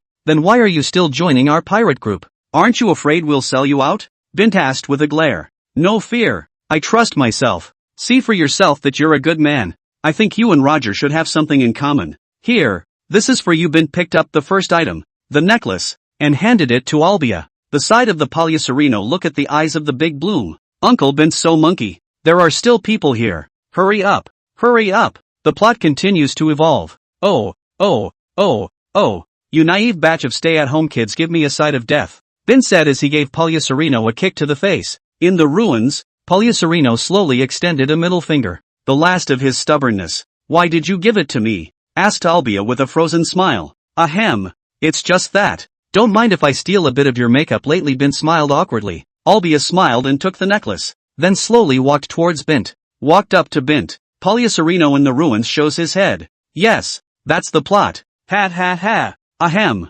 That face wipe of yours is pretty good. The pimples on my butt are gone, Bint said with an awkward smile as he looked at Olbia in front of him. The smile on the face of the exposed Polyacerino came to an abrupt end. What? I can't believe you took what I wiped my face with to wipe your ass. Olbia instantly exploded, grabbing Bint by the ears and drinking. How can you blame me for that? Riley even used that stuff to cure his constipation. Bint, true to his fine tradition of always pulling one down before he dies, performs the ultimate one-for-one. Riley, Bint, Riley over there, who was studying the coding, sneezed hard a couple times. Got a cold, Riley? Roger asked with concern. I always had a bad feeling about this. Riley shook his head. Bint reckons he's pulling your back again, Jabba guessed. Jabba even wiped his feet with the wrong one of your washcloths earlier. Bint over there felt he was able to limit himself to 1 for 2. Achoo! Jabba just finished and sneezed too. Cycle slowly took a few steps backward. According to book knowledge, sneezing is contagious, Cycle said slowly. Cycle is no good either. Don't look at him usually holding a book in his hand. He's the most perverted of them all. How many times he's been caught by me trying to peek at you in the shower. Bint over there makes a 1 for 3. Arg! Cycle sneezed hard just a few steps back. And Roger. Right. Roger. Look at him. He's so naive. He even peeps at you washing your feet. Bint kills crazy. Right. And Polyacerino. I don't need to tell you how lewd and perverted that little brat is. Roger peeked at you last time you washed your feet. And he stole and drank your foot washing water. Ruined Polyacerino full of question marks? The false Roger pirates, strength for strength. The real Roger pirates, perversion for the top. Bint had 5 kills. 5 kills for Bint. World government. Are we just going to give this stuff directly to the 5 Elder Stars? Yellow Mask asked, looking at the bag of stuff in his hand to Red Mask. Don't worry. The strength of the 5 Elder Stars adults is still there. If Locust really plays any tricks, at that time, even if he isn't how powerful, I don't believe that he can resist the double pressure of the world government and the Navy. Does he think that he is that what, Bint? Red Mask said slowly. Also, Yellow Mask nodded. Red Mask then walked over to the door of the 5 Elders' office and knocked. In. My lord. We searched the Chambord Islands but didn't find Bint. Perhaps he slipped away when he got word in advance. Red Mask said with immense respect. Oh, it seems that this Bint, too, knows that he can't mess with the world government, said a 5 Elders old god. Alright, you guys just listen to Bint's news lately. As long as he has any breeze, you guys act immediately to implement obliteration. The other 5 Elder Stars said indifferently. By the way, my lord, we encountered the Locust pirates in the Shambaldi Islands. And we also encountered Locust. Red Mask continued. Rocks? Why is he going to the shambles too? It's possible that he heard where Bint was and he wanted to go kill him. After all, he's a madman of such strength who's being driven up by a perverted bounty. And he wants to kill him. Another pentagram said slowly. Well, that makes sense. The 5 Elder Stars nodded in agreement. Loxy gave me a bag and said that it was a gift for Lord Pentagram and that he wanted Lord Pentagram to stop letting the Navy harass him. Red Mask said slowly as he placed the bag on the table in front of the 5. Oh, Locust has this day too. Ha! The 5 Elder Stars laughed. Also, the 3 Admirals have been following their asses. That's why the 3 Admirals have been following rocks. Otherwise, if they were here before, there would be no such thing as that Bint to make waves. One of the 5 Elder Stars said faintly. We'll take our leave. CP0 the crowd laughed. Let me see. What can Locust give us? With my experience, what have I not seen before? Boring. A 5 Elder Star picked up the bag and shook his head with a helpless face. 5 bottles. What? Here's 3 more with unreadable text, said a puzzled 5 Elder Star as he opened the bag. These, still in small bottles, look like they should be some kind of precious liquid. A 5 Elder Star said as he picked up a small bottle and surveyed it. Is it poison? No, there is no strange odor. Even if it's poison, we have the antidote for all the poisons in the world here, a 5 Elder Star said lightly, opening the bottle in his hand and drinking it directly. Seeing him drink it, the others drank it down as well. Don't feel much. Let me see these 3-inch. The 5 old stars who had just downed their drinks shook their heads and then picked one up. The 3 pentagrammers took one each. A few minutes later. Why am I in a trance? Wasn't I holding something in my hand just now? This 5 Elder Stars said with a little dizziness. No good. That thing is poisonous. Quickly. This 5 Elder Stars stood up in fear. Don't talk. Tonight you're beautiful, interrupted one of the 5 elders with a flushed face as he stretched out a finger and placed it over the 5 elders' mouth. Tonight's night, there are clouds. 5 of them, in various poses. Yuck. In various forms. Chapter 71, he's overjoyed. In the past few days, the staff of the world government has noticed a strange phenomenon. The 5 old stars were originally 5 people working together in an office. How come they started to separate in the past 2 days and work in one room each? Rocks. Navy. CP0. All hands on deck. The 5 elders gave such a command the following day, and Rox's bounty suddenly skyrocketed to 3 billion. Oh, and Bint went up 500 million too, for no other reason than to look at Bint. I've raised him another 500 million out of interest. The great sea of the new world. What do you guys mean by this? Lox frowned, looking at the dozens of warships and a few CP0s that surrounded him in front of him. How do I know? I'm just listening to what's going on up there. Hollow shrugged. Have we done anything lately? Kaido asked, looking aside to a few people. Well, we've been robbing the islands, but it's strange, it was fine before. Why did it come all of a sudden this time? Ling Ling shook her head. Looked like he couldn't leave without a fight. Newgate smiled slightly. Rox, you bully people too much. This time, not only the Navy and CP0, but even one of the 5 Elder Stars has come. I don't seem to be doing much these days, do I? Lox grinned. How dare you say you didn't do anything? The 5 Elder Stars' anger was rising. Get him for me. The battle lasted 10 days and 10 nights. I repeat, I didn't give you guys anything, and I didn't have any dealings with your bullshit CP0. Rox roared with a frantic face. You, fart.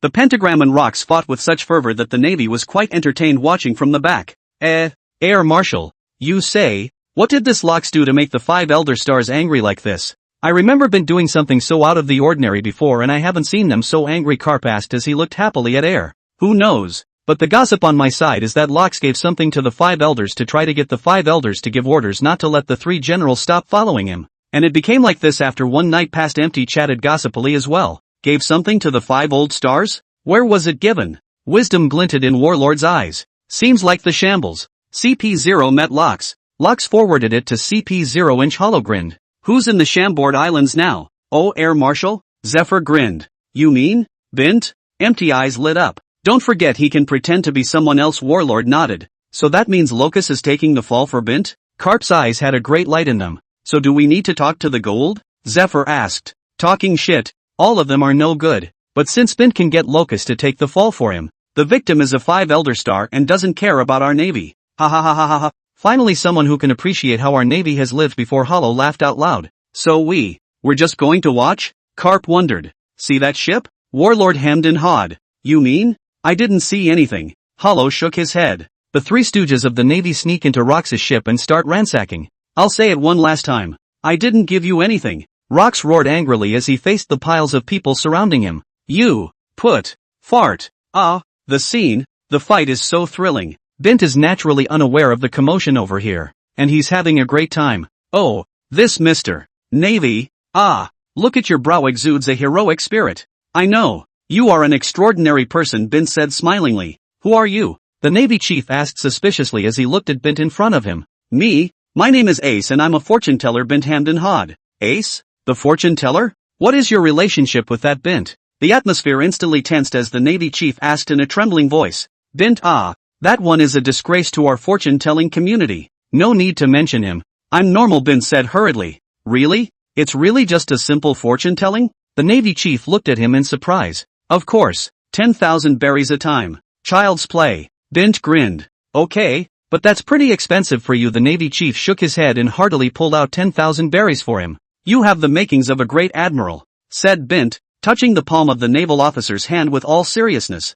Really? The Navy chief looked at Bint suspiciously. Of course, you are now. As if you were a hunter waiting for the right moment. Just seize a moment and you will succeed. Bint nodded his head with the old spirit. Yeah, tell you what. I'll tell you a story. Bint grinned. 20 years ago. There was a young man, called Uchiha Spot. This person is extraordinary. He alone launched the 4th Sea Realm War that was said to shock the world. One person, fighting with 100,000 navies, and not losing the slightest bit of ground. Do you know what this Yukihan and I are related to? Bint asked with a grin. What relationship? My 6th aunt's husband's his second grandpa. He is the same as you. Young, that will belong to the kind of obscurity. Cover up the sharpness. However, one day, he managed to catch a moment. He met the nobleman in his life. And since then, soared to the sky. God blocking to kill God. Buddha blocking to kill Buddha. Bint said slowly. Why haven't I heard about this? The Navy chief was a little shaken inside. Was it 20 years ago? Were you born then? And how could they release this history after the Navy lost so much? Why would they release it?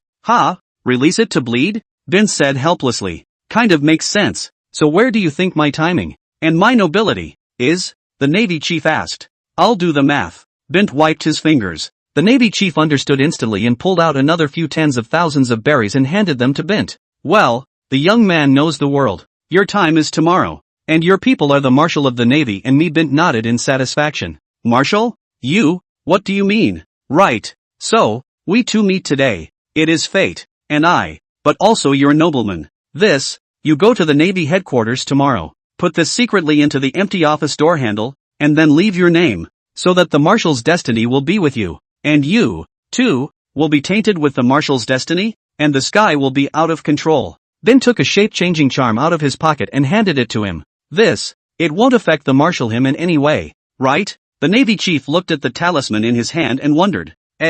No. Once his destiny is involved with you, the future of the Navy is another Admiral Marshal's. He can't be too happy about it. Bint laughed. Good. Thank you, Ace Senpai. Well, the children can be taught. Chapter 72. How many times do I have to say it? Mr. Fortune teller, no. I'm not Bint. I'm Ace. Sir, I see that you have a black seal today. I am afraid that there is something bad lately. Why don't you let me, Ace, give you a fortune teller to avoid the danger at an early date? Miss, this beautiful young lady, you are not from an ordinary family at first glance. Watching Bint expanding over there, Riley over here was still dumbfounded as he looked at Olbia, who had found a few of his own people in front of him. No. When did I use your stuff to cure my constipation? And when have I ever been constipated? Riley was dumbfounded. I ever peeked at you washing your feet? Roger was deep in thought. Don't you listen to Bint? When have I ever peeped into your bath? Cycle was drunk too. Your washcloth and stuff. It's been in your room the whole time. Where am I going to get your towel to wipe my feet? Jabba scratched his head. And auntie, I didn't. I repeated again. I did not steal your foot washing water, Poliacerino explained in a panic. A few people scrambled to explain to Olbia. This way. Yo, MS. Shocky Long time no see. Bint saw a familiar figure. Ha walked up to greet. And you are? Shocky asked suspiciously as she looked at the stranger in front of her.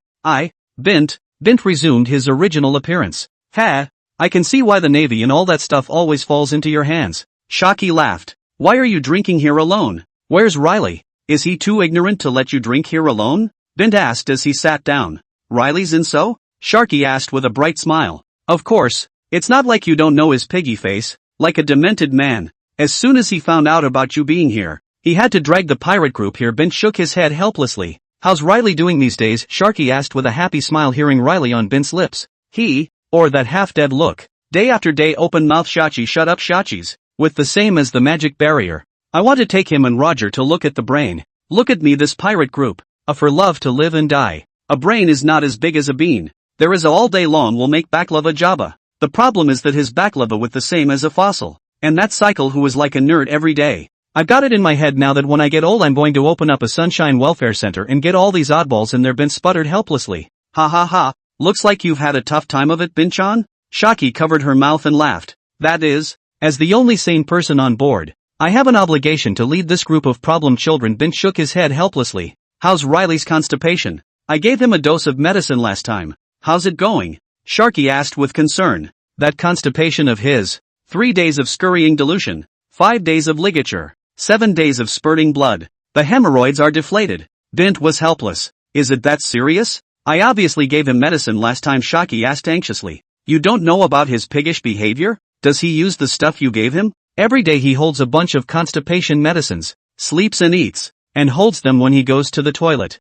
Sister you next time don't give him anything. That TM dinner time he hugged that thing, a strange smell. Inside are almost maggots, Bint said in a bitter and incomparable way. Ugh, Riley ugh. Sharky opened his mouth and didn't know what to say. Riley, I suspect he's gone crazy. Last night I saw him go to the bathroom. He had your picture in his left hand and the pills you gave him in his right. I said, what are you doing? He said he was constipated and couldn't make it. It hurt too much. I said, Shocky should also be this side. This buddy instantly wide-eyed. That poop with a cannon like. This Chambord Islands, I feel the obvious vibration of 2 times Bint's side. No way. I have to go find him. Where is he? Shocky asked in a panic as the man was dumbfounded. The coding area over there is learning to code under a master. Bint waved his hand and pointed him in the right direction. Looking at Shocky's departing back, Bint laughed. Riley's place. Riley had a hard time finishing with Olbia when suddenly, a woman who made him drop cold sweats in his dreams arrived. Come with me. Sharky took Riley's hand and yanked him away. Bint appeared beside a few people at some point and gave a conspiratorial wow. Bint, what did Riley and Sharky and the others go and do? Roger wondered, scratching his head. What else are they going to do with a little goodbye? Ugh, really? Bint waved his hand. Bint, now that you're here, shall we talk about what you falsely accused us of? Jabba laughed as he hugged Bint's shoulder. Well, I think it's time we had a chat. Cycle closed the book and tapped his other shoulder. What did I say? Don't punch me in the face, ha. I live by my face, ha. Giggle. Jabba, you asshole. Your burrito is as fossilized as a fossil to hit me in the face with this. Riley's office. What the hell are you dragging me to? Riley asked lifelessly. Go get the doctor. Sharky said anxiously. What are you looking for a doctor for? Something wrong with you or something wrong with me? Riley rolled his eyes. You said, why didn't you use the medicine I gave you? Sharky questioned back. I'm not fucking constipated. What kind of medicine do I use? Asked Riley, wide-eyed. Stubborn. You're still being stubborn with me. I've heard it all from Bint. You took a shit last night like a cannon. It's not necessary. It's just a packet of medicine. What's the point of sleeping with it every night? No, I have to show you today. See for myself that you're fine before I leave. Xia said indignantly. ITM. Bint, when you get to the medical store. This patient, he's not constipated. The doctor said helplessly. Look, I'll tell you what. Can you have a little bit of a mind of your own day to day? Why do you believe everything Bint says? Riley said with tears in his eyes. But ugh. Why don't you come out here with me for a minute? The doctor said to her as he looked at Riley and then at Sharky. Sharky gave Riley an angry look and followed the doctor out. Outside. I can't tell if he's constipated or not. He's too stubborn and I'm just going along with what he says. He's got a mental problem. If he's constipated, it must be serious. And it's a mental problem that's causing the constipation. The doctor said slowly. Too stubborn? Then doctor, is there any medicine for constipation? He must have constipation. Sharky rushed to say. How many times do I fucking have to be made to say? I'm not constipated. Riley growled as he broke down inside. Look, he's too stubborn in his heart. It must be a psychological problem causing constipation, the doctor said helplessly. Then please, doctor, prescribe some medicine. Bint, Chapter 73, I am with you. In the middle of the night, listening to the flurry of movement coming from there, Bint got up somewhat breathlessly. Listening to the commotion, Bint slowly made his way to the door of the restroom. Which Taoist friend is here to cross the threshold? Bint frowned and droned softly. Listening to the commotion that continued to come from inside, Bint gently pushed the door open. Bint and Riley stare at each other. Holy shit, you can go to the bathroom if you want. What are you doing in the middle of the night? Bint droned breathlessly as he was taken aback. I'm going to kill you. Bint. Riley crouched over the pit, veins rippling in his head, and I don't know if he was pushing too hard or his tone was too murderous. Rumble. What have you been doing with this shit like a cannon? Bint asked breathlessly from behind the door as he hurriedly closed it behind him. You dog, if it wasn't for you, that crazy woman Xia directly forced me to drink 13 packets of laxatives and 26 packets of medicine for constipation today. I'm going to kill you. Laylee's angry voice came from inside. How can you blame me for this? Riley, take my advice. Love, it's all about both parties making sacrifices for it. You see, you sacrifice your anal. Look, you sacrifice your anus. She sacrifices her time to take care of you. I'm doing this for you guys. I'm being loyal, Bint said with a sigh. You wait for me to come out. Wait for your sister. You'd better have a good double row with your physiological system inside. Sleeping in the middle of the night won't let anyone stop. Your medicine is still low. Tomorrow we'll go back to talk to Sharky to get you some more. I'll kill you. Rumble. Take it easy. Don't clog the toilet. The smell is too strong. Bint, thinking that Riley might have to fight all night, very kindly helped him lock the toilet door from the outside. Bint was also an aspiring environmentalist, and in order to protect the sphere's atmosphere, as well as with a love for the flora and fauna and helping them to photosynthesize better, closed all the doors and windows of the toilets, any openings that could be ventilated. Phew, I can be a good guy. Go back to bed. Bint had even blocked up any mouse holes that could be ventilated, and with a satisfied nod, left. Well, Bint couldn't hear the commotion this time and slept peacefully. The next day, Bint got a good night's sleep, stretched, and walked out of the room. Bint, have you seen Riley? Sharky asked as she walked over, somewhat anxiously. Riley, isn't he in his room? Bint asked in surprise. No one opened when I knocked on the door and no one when I broke the door to my room to get in. Sharky shook her head. So, is there something you want to see him about this early in the morning? Bint nodded. Yes, The doctor said that his constipation is too hard, to say the least. It must be a few courses of treatment. I'm afraid that he does not take the medicine. In the morning specially come to watch him take the medicine, Xia helplessly said. So, you might want to check the restroom? Bint pointed to the hotel restroom. A few moments later, Riley's legs were trembling. His face was white as a sheet. With one hand on the toilet door frame, he walked out of the restroom shakily. Riley reached out with a trembling hand and pointed at Bint. Bint took the opportunity to grab a handful of Riley's fingers. Don't panic, Riley. I'm with you, Bint said with righteousness as he puffed out his chest and grabbed Riley's hand with one hand. Riley opened his mouth and looked at Bint to say something. Bint took the opportunity to cover Riley's mouth with his other hand again. Don't be moved. Don't panic. Don't be alarmed. You must know that I am your brother. A brother who eats, drinks and sleeps on the same boat. I'm with you, Bint said. Moved. The corners of Riley's eyes were trembling with anger. But now he really didn't have any strength left. Shocky, look at Riley. He's so tormented by constipation. And I, as his good brother, am heartbroken, Bint said as he twisted his head to look at Shocky, his face looking incredibly heartbroken. Sharky looked at Riley in this state, and was a little too upset. Come on, why don't you take him to his medication? What's today's session? Bint asked as he covered Riley's mouth and looked to Sharky. The doctor said to increase the course of treatment today. 30 packets of laxatives and 20 packets of medicine for constipation. Shocky took out today's medicine from her bag. Riley was dumbfounded by what he heard. Then he didn't know where the strength came from, and kicked Bint out, and instantly disappeared. Look, Shocky, look at that. Riley, he's still so stubborn. I suggest increasing the course of treatment even more, Bint said somewhat breathlessly as he covered his abdomen that Riley had kicked. Riley, don't run away. You have to take your medicine today. Shocky watched Riley run away and rushed after him. Is this love? It's so touching, Bint sighed looking at Shocky who went after him. On the other side. How many times do you want me to say it? I have no dealings with you CP0 and you 5 old stars. Rox growled in a bruised voice. You, put, fart, empty. A marshal can't be there watching all the time. Back today. The moment he walked to the door of his office and gripped the knob. What is this thing? Empty felt something wrong in his hand and looked to the doorknob. The whole thing was dumbfounded. Empty then looked to his hands turning full of hair. Empty stormed into the office and looked out the window. When he saw the touch of light reacting in the window. Self-portrait of a marshal. Air Marshal. What's wrong? Karp rushed in when he heard the howling in his office. Air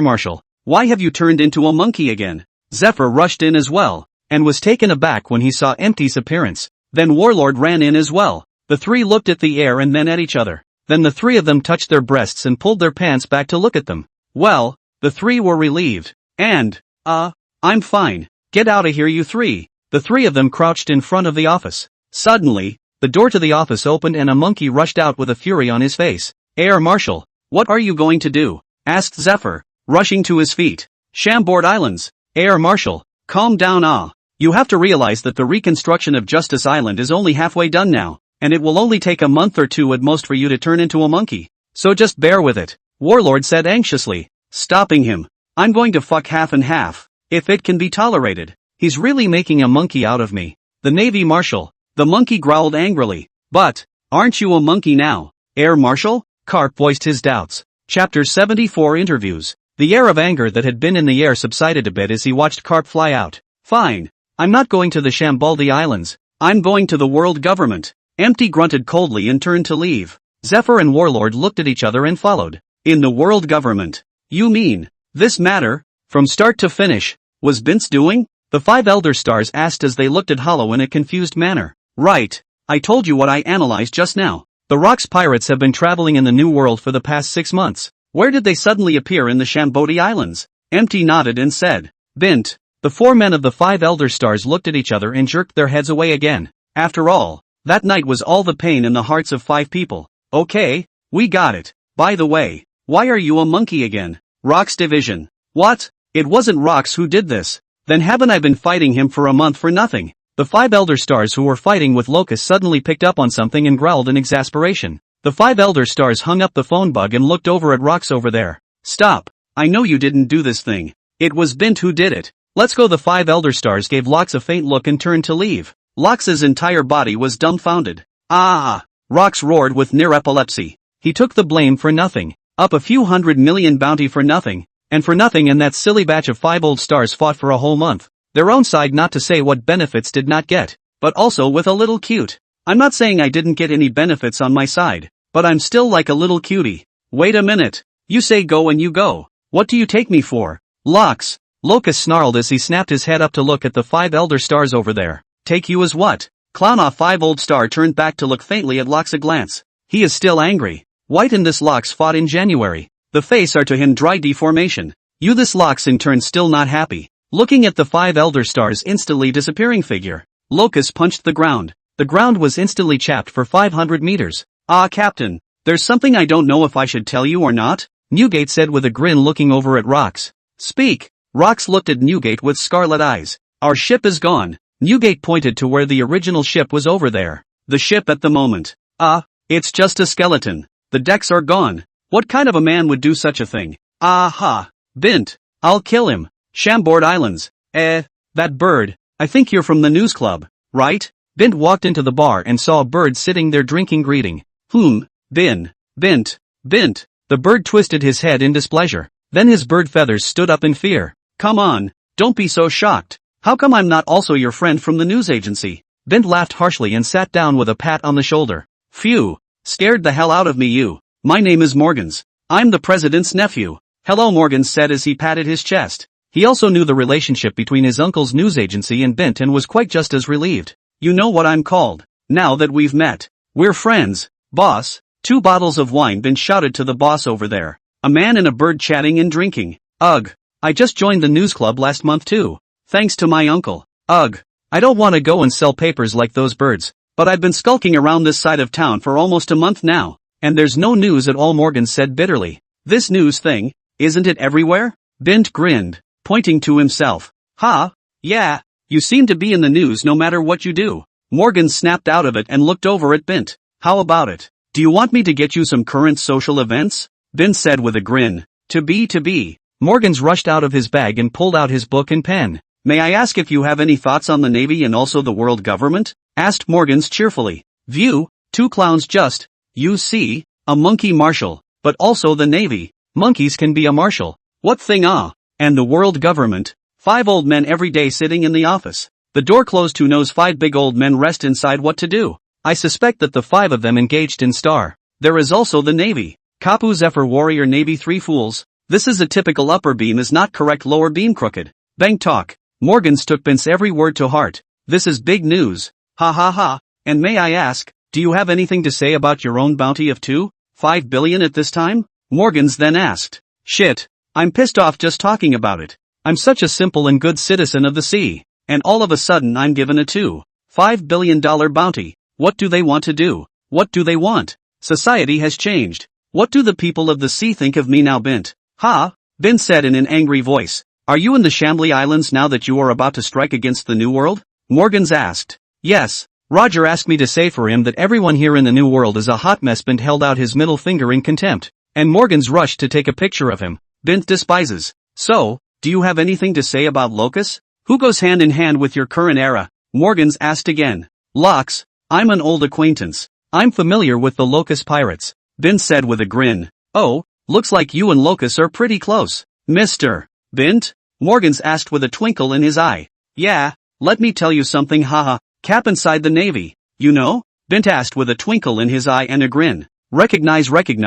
Rear Admiral? Nodded Morgans. He's married. He's got kids. But TSK. Rox told me about her the other night. She was beautiful. Bint smiled. This is big news. Morgan's wings fluttered as he clapped the table upon hearing. A pirate had actually greenlit the Navy. Bint shrugged. Dragons and Locks did look alike. And yeah, Kaido and Ray often exercise late at night. Sky the Golden Lion has not liked Rox for a long time, and it is suspected that the two are going to break up. Newgate has a fetish for being a father. Old pervert. John and Silver Axe are both sympathetic and suspected of screwing asterisk. Looking at his pamphlet full of writing, Morgans fluttered his wings in excitement. Well, am I satisfied with this social current event? Bint grinned. Bint, you're the best friend I've ever had in Morgans. Ha ha ha. Morgans said gratefully as both wings shook Bint's hand. It's okay, I believe you. Sooner or later you will be able to replace your uncle's position. At that time we too a king of underwear, a king of news, center field linkage, to him to turn the world upside down. Bint laughed.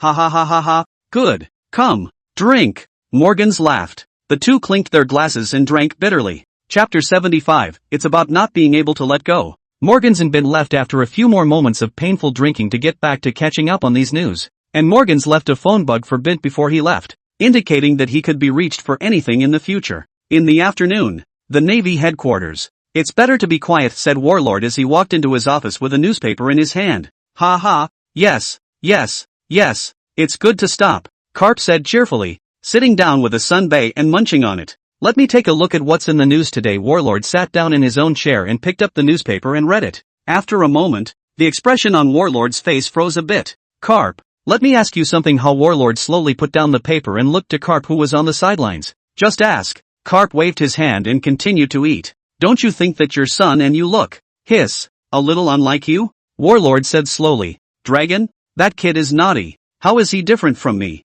He's as handsome as I am, all right? Said Karp without a care in the world. Do you have a picture of your son? Give it to me. What do you want this for? Karp searched in his arms and pulled out a picture of his baby boy and handed it to Warlord. Warlord holds a picture of the dragon in one hand and a bounty on locusts in the other. Kapu, look ha. Are the people in these two pictures the same? Warlord asked after a moment of silence, holding up the two pictures. Yo, it does look pretty much the same, huh? That shoehorned face and that hair. Wait a minute, isn't that the dragon and rocks? Karp asked as he took a closer look and then reacted. Look at this paper again today, Warlord said as he handed the paper in his hand back to Karp. Karp took it and looked at it. The captain of the Locust Pirates surprisingly turns a navy green. Reporter Morgans personally interviews Pirate Bint. Bint says, Rocks told me she was, beautiful that night. Cap, do you think that tree in our outside patio is green? Warlord asked softly as he slowly stood up and walked towards the window, looking out at the tree. Locust Pirates. Well,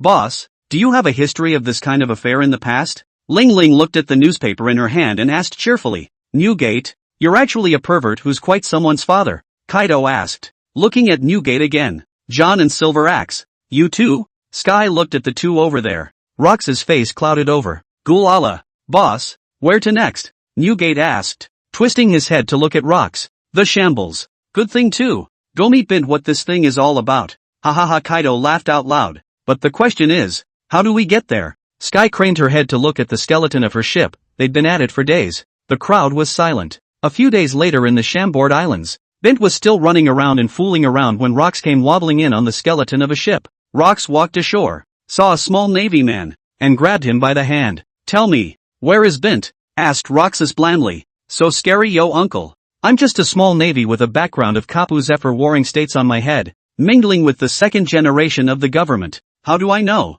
The little navy swallowed his saliva and said slowly, Kappa Zephyr warlords? What the hell? Since you don't know, you're useless. Rox frowned, using more force in his hands. I know. It's 24th on the left from here. Little navy sold the Bint instantly. Aha, Rox said as he threw him out. Not a nice one, uncle. You're in deep shit this time. Polyucerino grinned as he was thrown into a tree. Bint is taking one cheat a day. Yuck. One day at a time. Run. The Locust Pirates are coming. And I don't know who shouted. Bint slowly turned his head and looked over at a few tall figures over there. Almost instantly, Bint took out his fortune-telling streamer and flicked it into a warlord's touch. Navy, any idea where Bint is? Locust asked, frowning and looking at Bint. The handsome guy? Don't know. But, Rox Pirates, what brings you guys to the Shambaldi Islands? Do you really just look down on my navy? Bint laughed and asked. Navy? Locust smirked, ready to make a move to get the unknowing navy in front of him.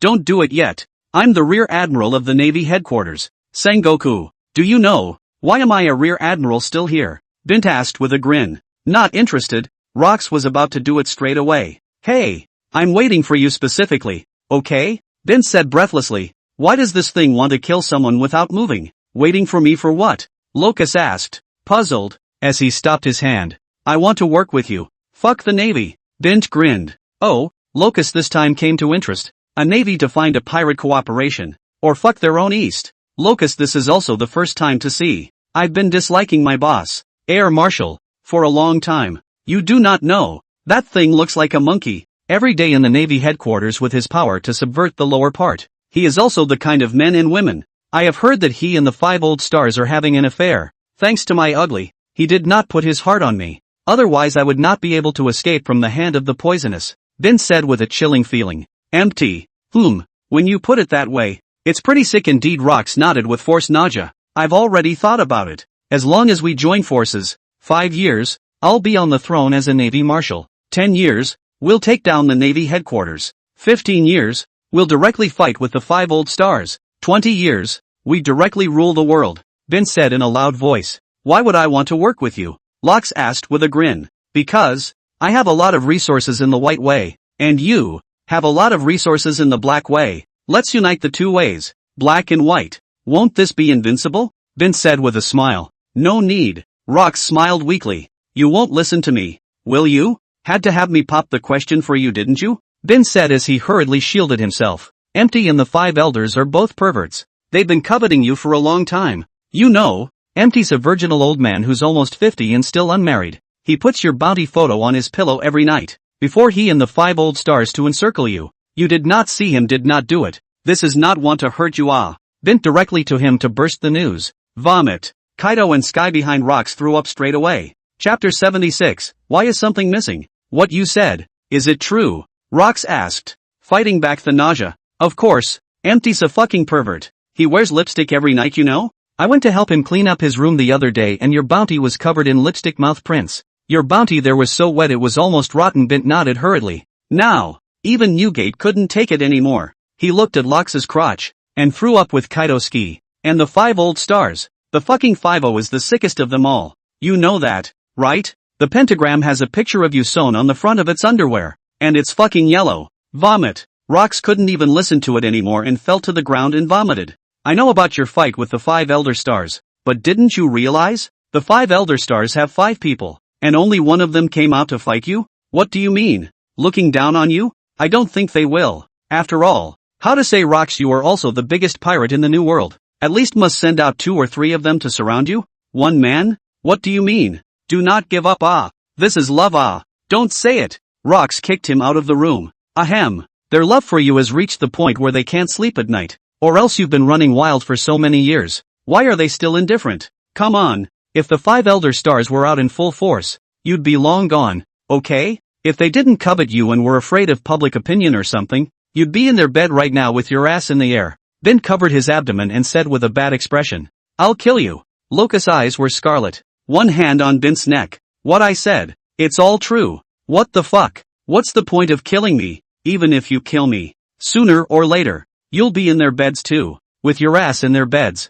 Bint said as he was choked and struggled. Rox throws Bint with a flip. Ahem. How about it? Want to cooperate? Bint asked with a couple coughs. No need. Locus, his face furious beyond belief, turned with his men and left. Bint stood up slowly, patted the dust on his body, and grinned. Boss, aren't we going to find Bint? Newgate asked, looking at Rox. No more searching. Go to Navy headquarters, Rox said angrily. Several people then appeared on the shore.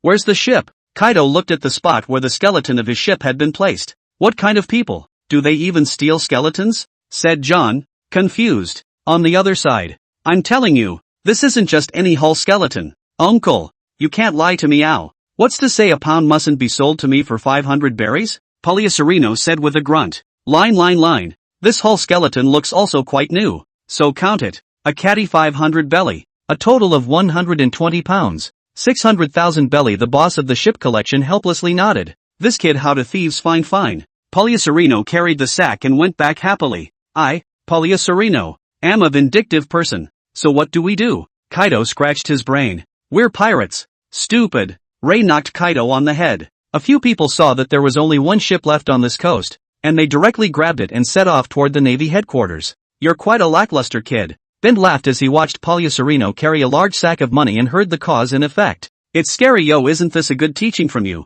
Uncle laughed. Poliacerino. Well, it's good. It's lackluster, but I like it. Hey. The 2 lackluster foxes looked at each other. He. Say, what else have you done? I don't believe you boys only sold their ship. Bint asked with a grin. I put the other parked in that area of the ship. All said the Navy routine inspection let them each drive away. Just left a ship before that joining country. I remember uncle you give me the Royal Thunder talisman is still a little bit. I'm all pasted in the toilet. From here to the Navy headquarters. How to be 2 or 3 days right. I do not believe that they do not go to the toilet. Poliacerino laughed. Don't be ridiculous, ow. I even gave you 2 sex change charms, Bint said as he patted him on the head. I'm sticking the ship's doorknob on. Depending on which 2 ingrates it is? Shrugged Palyaserino. Not bad. There is a hint of my style. If you dare to bully us, we must give him back twice as much, Bint smiled. The Rocks guys were silent on the looted boat. That navy and the gold. Ha, that's pretty sick, Kaido grinned. Ghoul Allah. Especially to the captain? Newgate glanced at Rocks over there. Shut up. I'll fulfill you if you want to die. Lox's head was green with veins. The 2 men stopped talking, and Rocks grunted, ready to go to his room. Newgate yawned and prepared to go to the bathroom. The 2 men each walked to the door of a room and gripped on the doorknob. The 2 didn't find anything strange, and Rocks went to a room. Newgate, on the other hand, went to a restroom. Newgate just pulled down his pants and sat on the toilet.